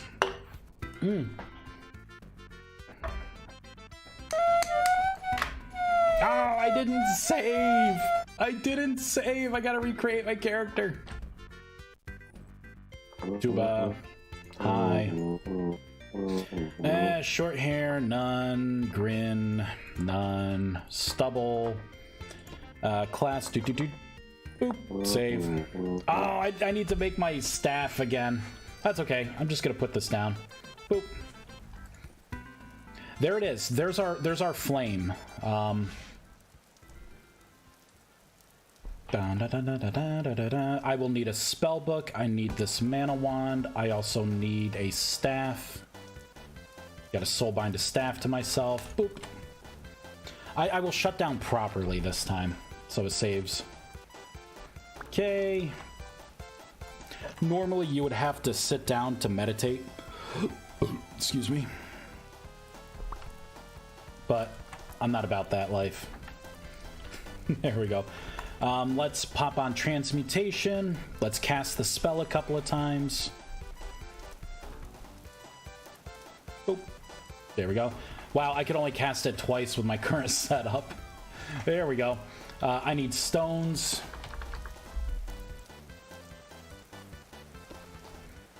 We'll use chalk this time. Now, what I'm going to do is save and quit. Cruel Fang, thanks for the follow.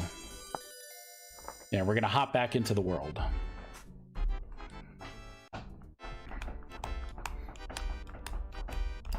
How you doing, Cruel Fang? All right, apply now. Sure. Red Tortilla. How's it going? Pretty good, Frankie's, and you? Yeah, I'm doing all right. Not too bad. I'm starting to get a little hungry. I had chicken for breakfast, but... Or not for breakfast, for lunch. But, you know, it's like 6 now. It's starting to become dinner time. I have no idea what I want. For some reason, I'm craving tacos. So I could get, like, someone to deliver Taco Bell? I don't know. Or pizza. Pizza would be pretty good. Johnny Tortilla's wife. All right. Wow, we got a lot of first-time chatters coming in. Wow. Brought a few friends from the morning. Cookies better. I shouldn't have done this. Look what it's doing. Oh, man.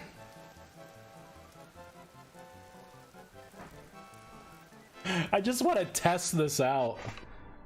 Nope. Oh, it's rebuilding everything now. Yeah, we all hang out together. Oh, that's cool. Yeah, I don't really...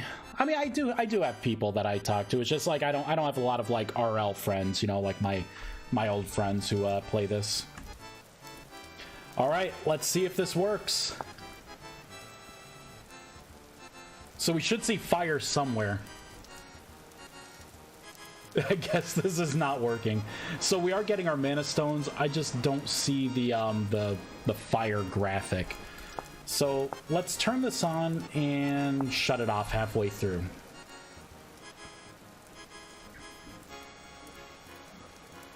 We are online friends. Nice, nice. Online friends are good. Johnny is it Tortilla? See, I think of tortilla because again, I think I want Taco Bell. Oh, thank you very much for the follows. I appreciate it. Yeah, we're tortilla. Okay. Hey, I'm making sure. I'm just making sure. I'm terrible with names. I'm just making sure. Yeah, thank you so much. What is it? Scryan? Scryan. Again, right? Terrible with names. You know, it's funny with names. I was talking to a couple coworkers, so like I knew the names of like the people in my immediate area, but I was saying like people across the hall, like it had been years and years. Like I knew the people's like personal lives, like I knew like how many kids they had, like you know what's going on in their lives. Could not remember their name, and it had been going on for so long that I didn't want to ask. So they would like stop me in the hall. And I'm like, oh, hey. And I would just intentionally, because they'd be like, hey. And they'd use my name. I'm like, oh, hey, you. Yeah, how's it going? Yeah. You know, is your kid still in band? Yeah, okay. But it was so awkward at that point. I couldn't ask him. And even if I did ask him, I probably would not have remembered. Oh, boy. No worries. I do the same thing on my stream. Yeah. Yeah, so what we're working on, I guess I'll give the rundown here. I'm making a magic mod for Vintage Story. So, you know, I'm trying to work on the basics, right? Like, you know, having a staff, you're going to be able to memorize spells. You will research spells. So you'll be able to open up your spell book and level up your tier, and you'll be able to, like, allocate and memorize certain spells. Your memorized spells, you'll be able to, activate on your staff, and then you can, cast your spells, right? So this would shoot a projectile. So, while using your mana. So, do you know Mini-Ches? I do not. I do not know them. Not yet, anyways. Not yet. All right, so we need to work on this graphic here. Wait a minute.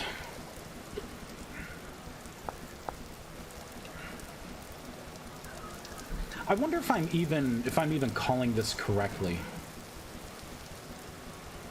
Symbol draw.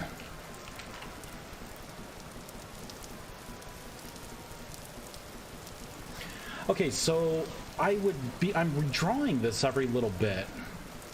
What's down here? Compose GUIs.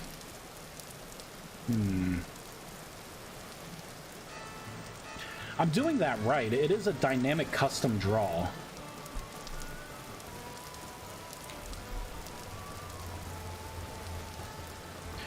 Oh, you know what? Here I'm doing a redraw of it. Okay.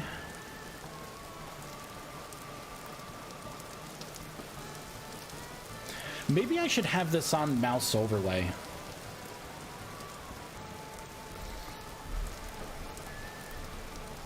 So this is on modified attributes.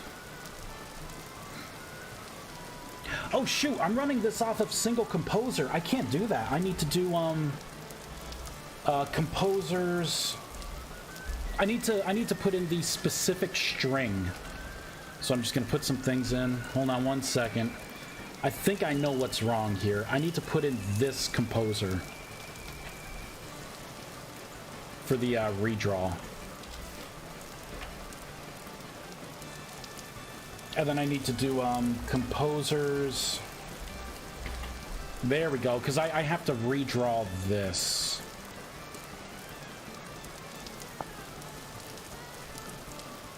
Nothing. I'm getting closer, though. It's ticking down fine.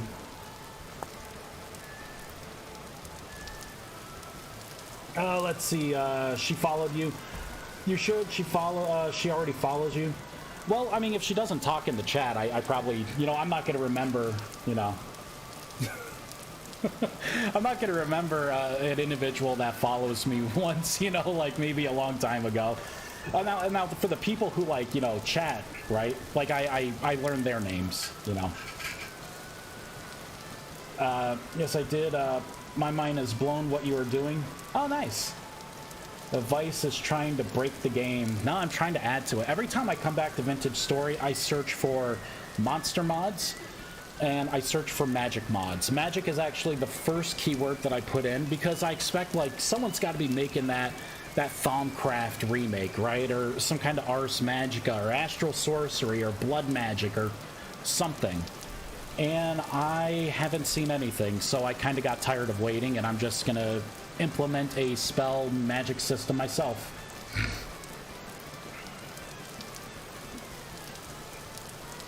I don't ever chat. But see, Golden Eagle, you have. Like, I have seen your name before. You don't chat a lot. You know, you're quiet a lot, but... I have a mod that needs to be made. Oh, what's your mod? Coffee? Is it a coffee mod? You gotta brew your own coffee in game. This is kind of crazy how this is not working. On attributes modified, I am pulling up the correct attribute, right? So every half a second, I'm doing a redraw on this.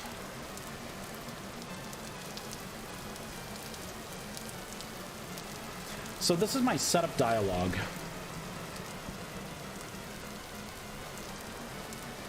And you know, this may have to be done on mouse, or on the overlay. Instead of the main, it may have to be on this, the overlay, maybe? Wait, where the hell's my overlay? No! Did I minimize it? Yeah, I did, okay. I'm like, I'm missing like a whole paragraph. Oh, I gotta put stove bounds in here. I love the pitter-patter of rain. It's great when it drowns out my music. I love it. It's wonderful. Torrential downpour in this game. You know what? Boop. Clear that right up.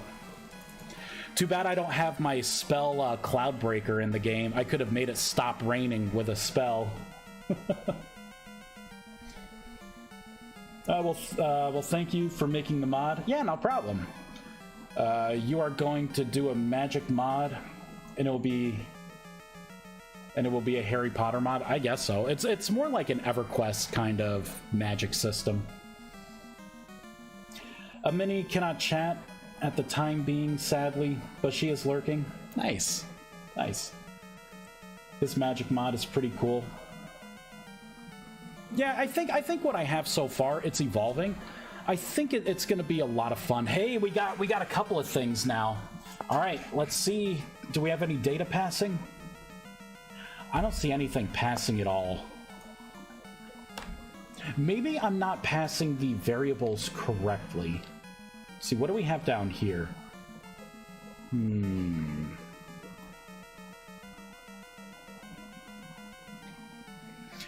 On inventory slot modified, okay.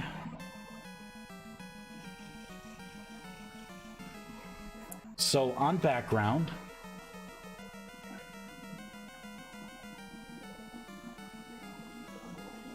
Wait a minute, why do I have the feeling that I'm missing something? something big.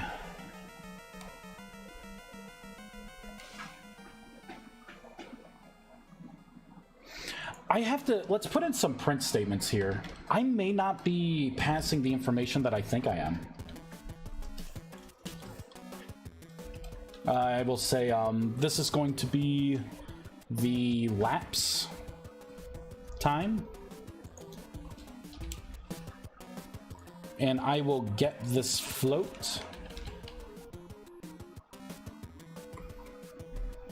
Yes, yes, I will get this float. Without the default value. There we go. Let's just see what this comes back as. Oh, my stuff's spamming. So it's saying 1 right now. I don't know about that. It's not increasing, it's staying as 1. That is so freaking wrong right now. That is so many shades of wrong. I like the Super Brother music. Yeah, Super Mario Brothers, yeah. I have that, I have Sonic playing, I have some Zelda songs that play. So this is very interesting. I am not getting the correct float from here. Oh, shoot. That would make sense. Okay, I think I know how to fix this.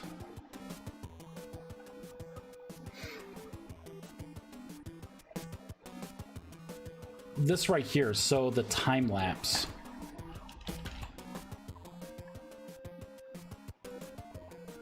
I need to have this time lapse before. It's only lapsing on the server side, not the client. Oh, so my. I have nothing to send over from the client. So I need to do, if this input slot is higher, okay, so I'm gonna assume that we can start processing here. Okay, now let's fireball this in. Work, you son of a bitch. Work. Quixote, how's it going? Quixote, with my brother, he is asking how large the spiders get. Are you talking about well, the next update for these spiders are they're going to be a little bigger, but they can get just about the size of polar bears. I'll spawn this thing over here. So with this, I made it to where it's more the size of a block, so it's like 20% bigger than it used to be, but it's still relatively small. The abomination spider, it's kind of like the size of a polar bear. So yeah, those are definitely bigger. But yeah, right now the smaller spiders are kind of easy to lose in the grass. They're hard to see. Ah, lurking, lurky turkey. Wait, where was my? Oh, there it is. Spawn that, yeah, shutter, right? You know, I made them with 6 legs because I'm like, well, that may help people with arachnophobia. Their sounds and everything are still creepy as fuck. It's really bad. It was worse too because I used YouTube and I looked up like spiders. They actually like hiss and stuff, and they make like the rubbing sounds. So like all of my sounds for the spiders are legit like spider sounds IRL. Oh god, it was so creepy, like doing the research for it. Yeah, the hissing and everything. Yeah, and the it's not a bark. They like rub their thorax and their legs to make that kind of sound. Yeah. It's creepy, man. Okay, I'm out of here for now. Back to visiting. All right, sounds good. Thanks for stopping by, Quixote. This is just not pulling up the right information. I'm gonna make this nice and small. That's what she said.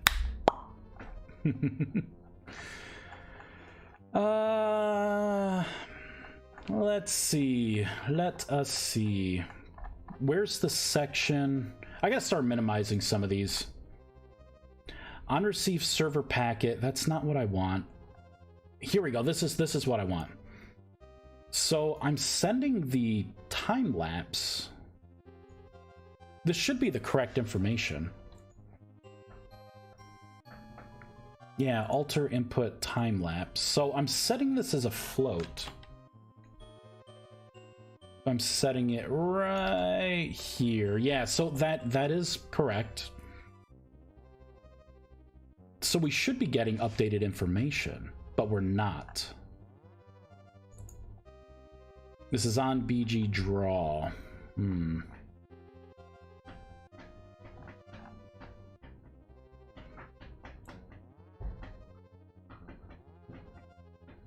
Very interesting. It's interesting how it's sending me a 1.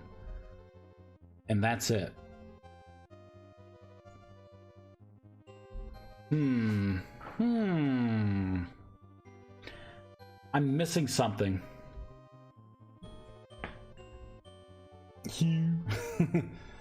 Not now, Moozy. Yeah, that's what she said, Moobot. I love it.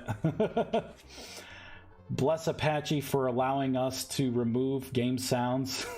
I gave the hippos a Colombian necktie with it. Oh, jeez. Jesus Christ. Yeah, I gotta love that. Be able to just sorry, I am so super focused right now because I think I'm doing something with single composer that I should not be doing. But I have everything blocked out. Like I'm there's something just missing right now.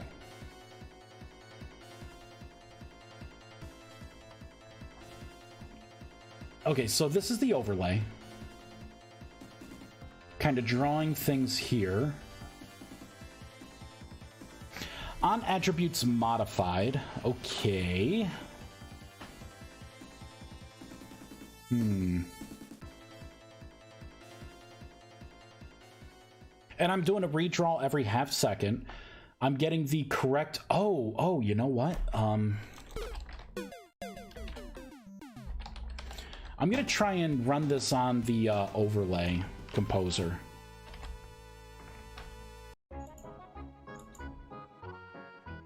Still isn't gonna do shit, probably. Nope, it's not doing anything.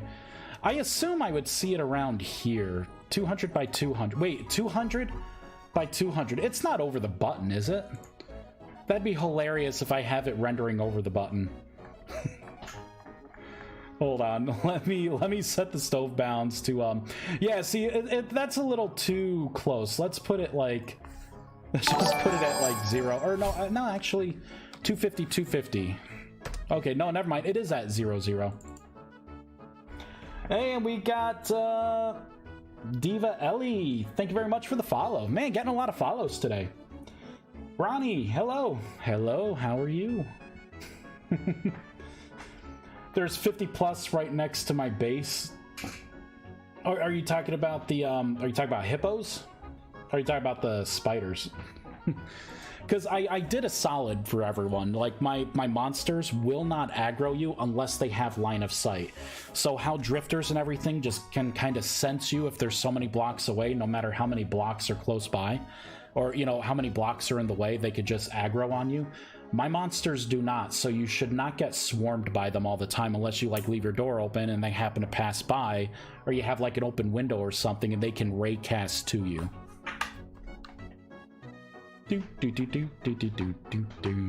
Yeah, so this is fine. This is fine. I'm missing something so small. I can feel it. When I find it, I'm gonna be like, that's what it was. Sugar snaps. So it's nothing in here, right? I'm just getting attributes. Yeah, I don't need any of that. I want to keep this up. It is case sensitive, so this is indeed what I'm using, right? Yeah, little s, capital D, little s, capital D. I'm gonna get rid of it here. Fireball. See, so there it is. But it's still, it's not doing any kind of, maybe I'm doing the calculation wrong. Let's look back in here. Maybe I'm doing this calculation incorrectly.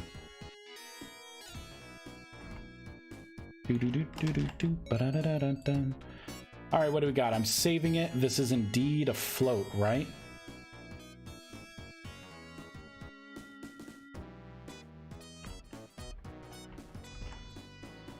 Wait a minute. Okay, this is, yeah, this is indeed the variable. So I'm passing it correctly. I'm setting it to 0. If they're, oh.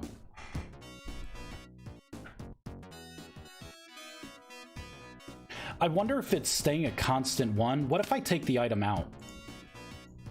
It turned to 0. 42. So we got the flames now. But then it stopped. Very interesting. So I think it's a problem in here, not with the GUI. The GUI should be getting good information. I'm just not passing said good information.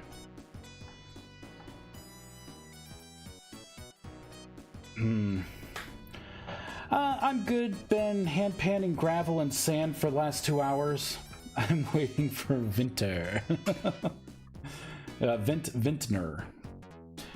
Yeah, I was considering doing a panning recipe, like tapping into that and making it to where you could potentially find mana stones. You're making a mod? What happened? Yeah, I've made a couple of mods. Are you talking about what mod am I working on now, Ronnie? Oop. Yeah, this is interesting. So if I put this in, it's just not doing a time lapse. What's happening? So we're trying to make the transmutation altar right now. I'm trying to make it to where you can see the progress of what it's doing. Yeah, I got no clue. Okay, so I'll give you a little rundown here. We'll do /time set morning. There we go. So I'm making a magic mod with this particular mod. So we're working on the transmutation spell. The way the spell's going to work is one of the ways you can use it is to charge the transmutation altar. So you can cast your spell, right? And if you cast it on the altar, you can convert your mana into, well, it's going to be like it's like stored energy pretty much. And this is going to be how you can get things like mana stones. This is how you're going to be able to create your mage armor. It's going to be how you get like most of your reagents.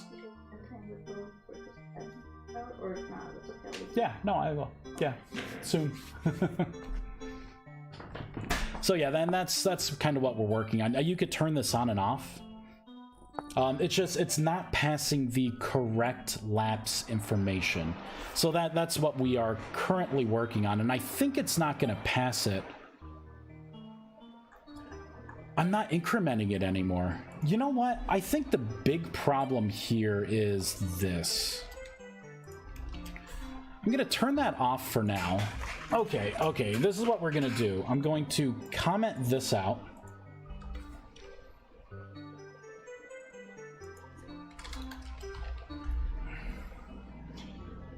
Sounds very complicated. It's really not. Like, I know I'm getting hung up on something that's just small, something minor.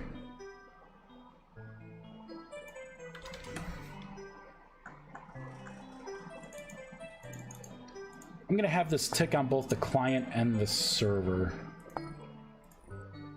See, it's rendering it. Okay, so the time lapse is currently working. What if... I think what I have to do now... We have to go into the GUI. I'm gonna have to load it here on the overlay. And I will take it off of here.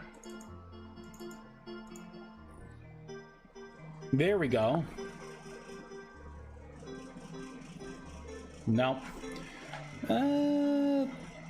It's not continuously updating. That's the problem.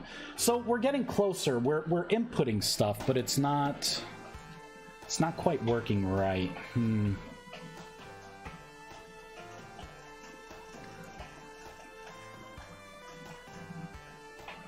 I think what I'm going to do is create a print statement right here. So I'm going to see inserted item time lapse. Let's fireball this in.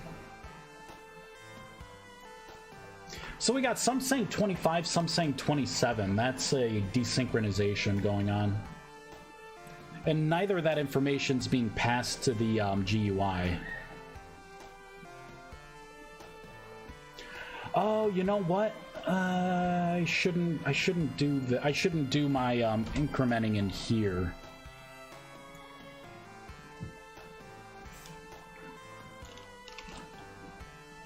And this should be like this. Oh, maybe that's what it was. Order of operations were wrong.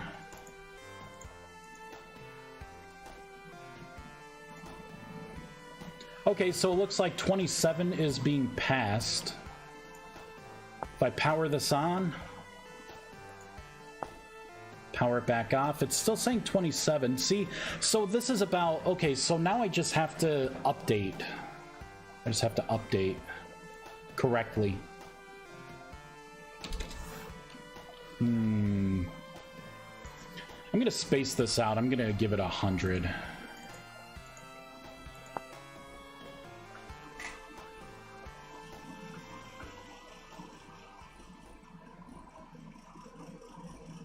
So it kind of updated. Very briefly, it seems to update towards the end. All right. See, I don't think I have to have this here on the overlay.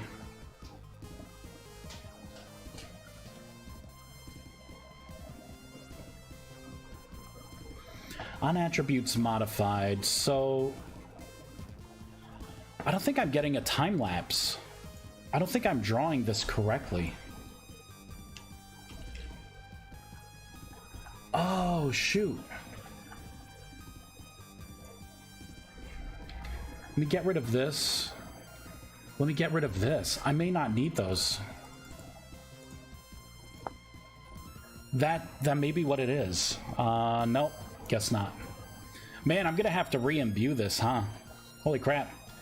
So it's not doing it. It's not doing it that often at all. So I am getting more update ticks. We are getting closer. All right, let's cast. Hold on, I gotta click on transmutation. There we go. We're gonna pump more mana into this, just so I have stuff to play with. There we go. I'll cast a spell a couple of times. Boop.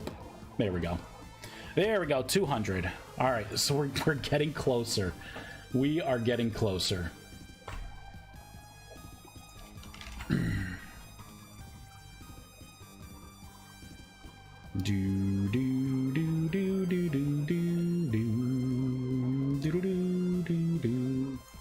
All right, so I'm getting the CAPI, I'm getting the time lapse, and I'm doing it every...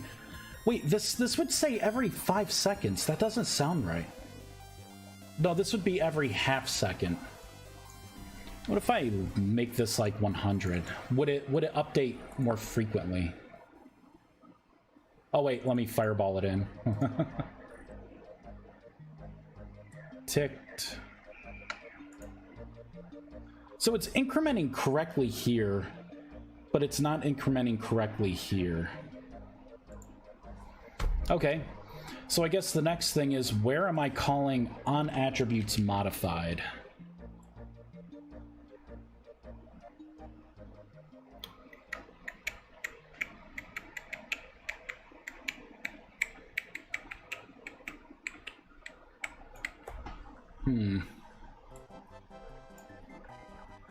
Because I've done this somewhere else. Ooh, I should have this check in there. Wait, no, I do. Okay, never mind, I do. This is my current code. Yeah, then set up dialogue, right? Set up dialogue main overlay.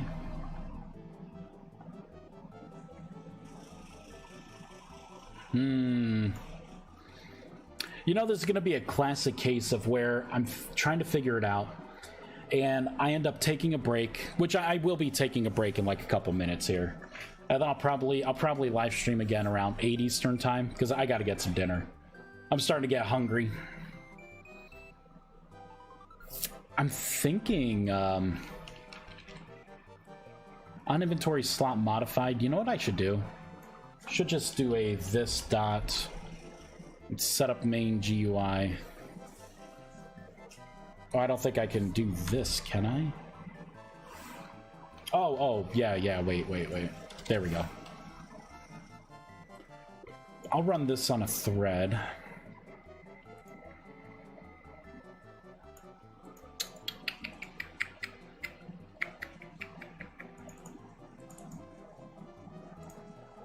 This has just been chugging through. I got 24 mana stones. Oh man, it burned through all my stuff.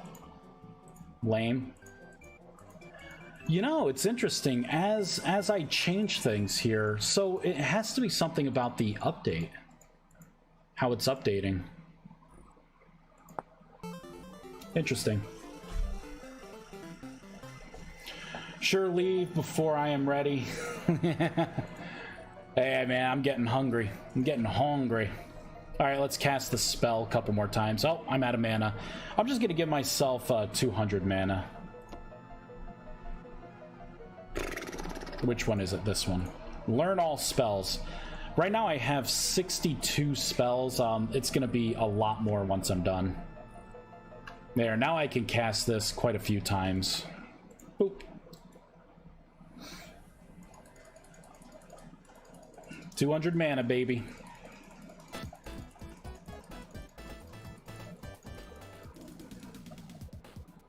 Bam. Oh yeah, 250. It's kind of interesting how the time lapse is a little different.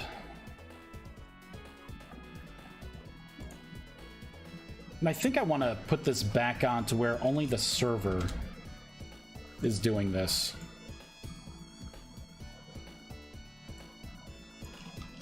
So I'm going to cut this out. I'm going to paste it here. We will run this on the server thread only. So the server says the number 17.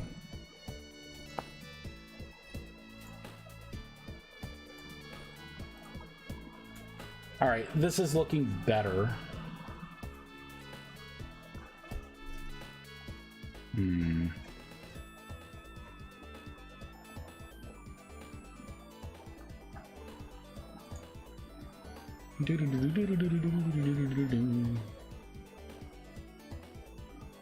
Very interesting how it's not updating all the time. So on background, on BG draw, this would be getting...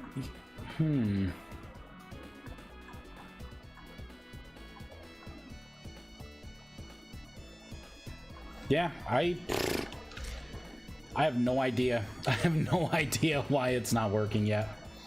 I could double check it against something else. Maybe I'll do that eventually. Yeah, I can see it's on. See, I'm getting nothing now by adding it to here.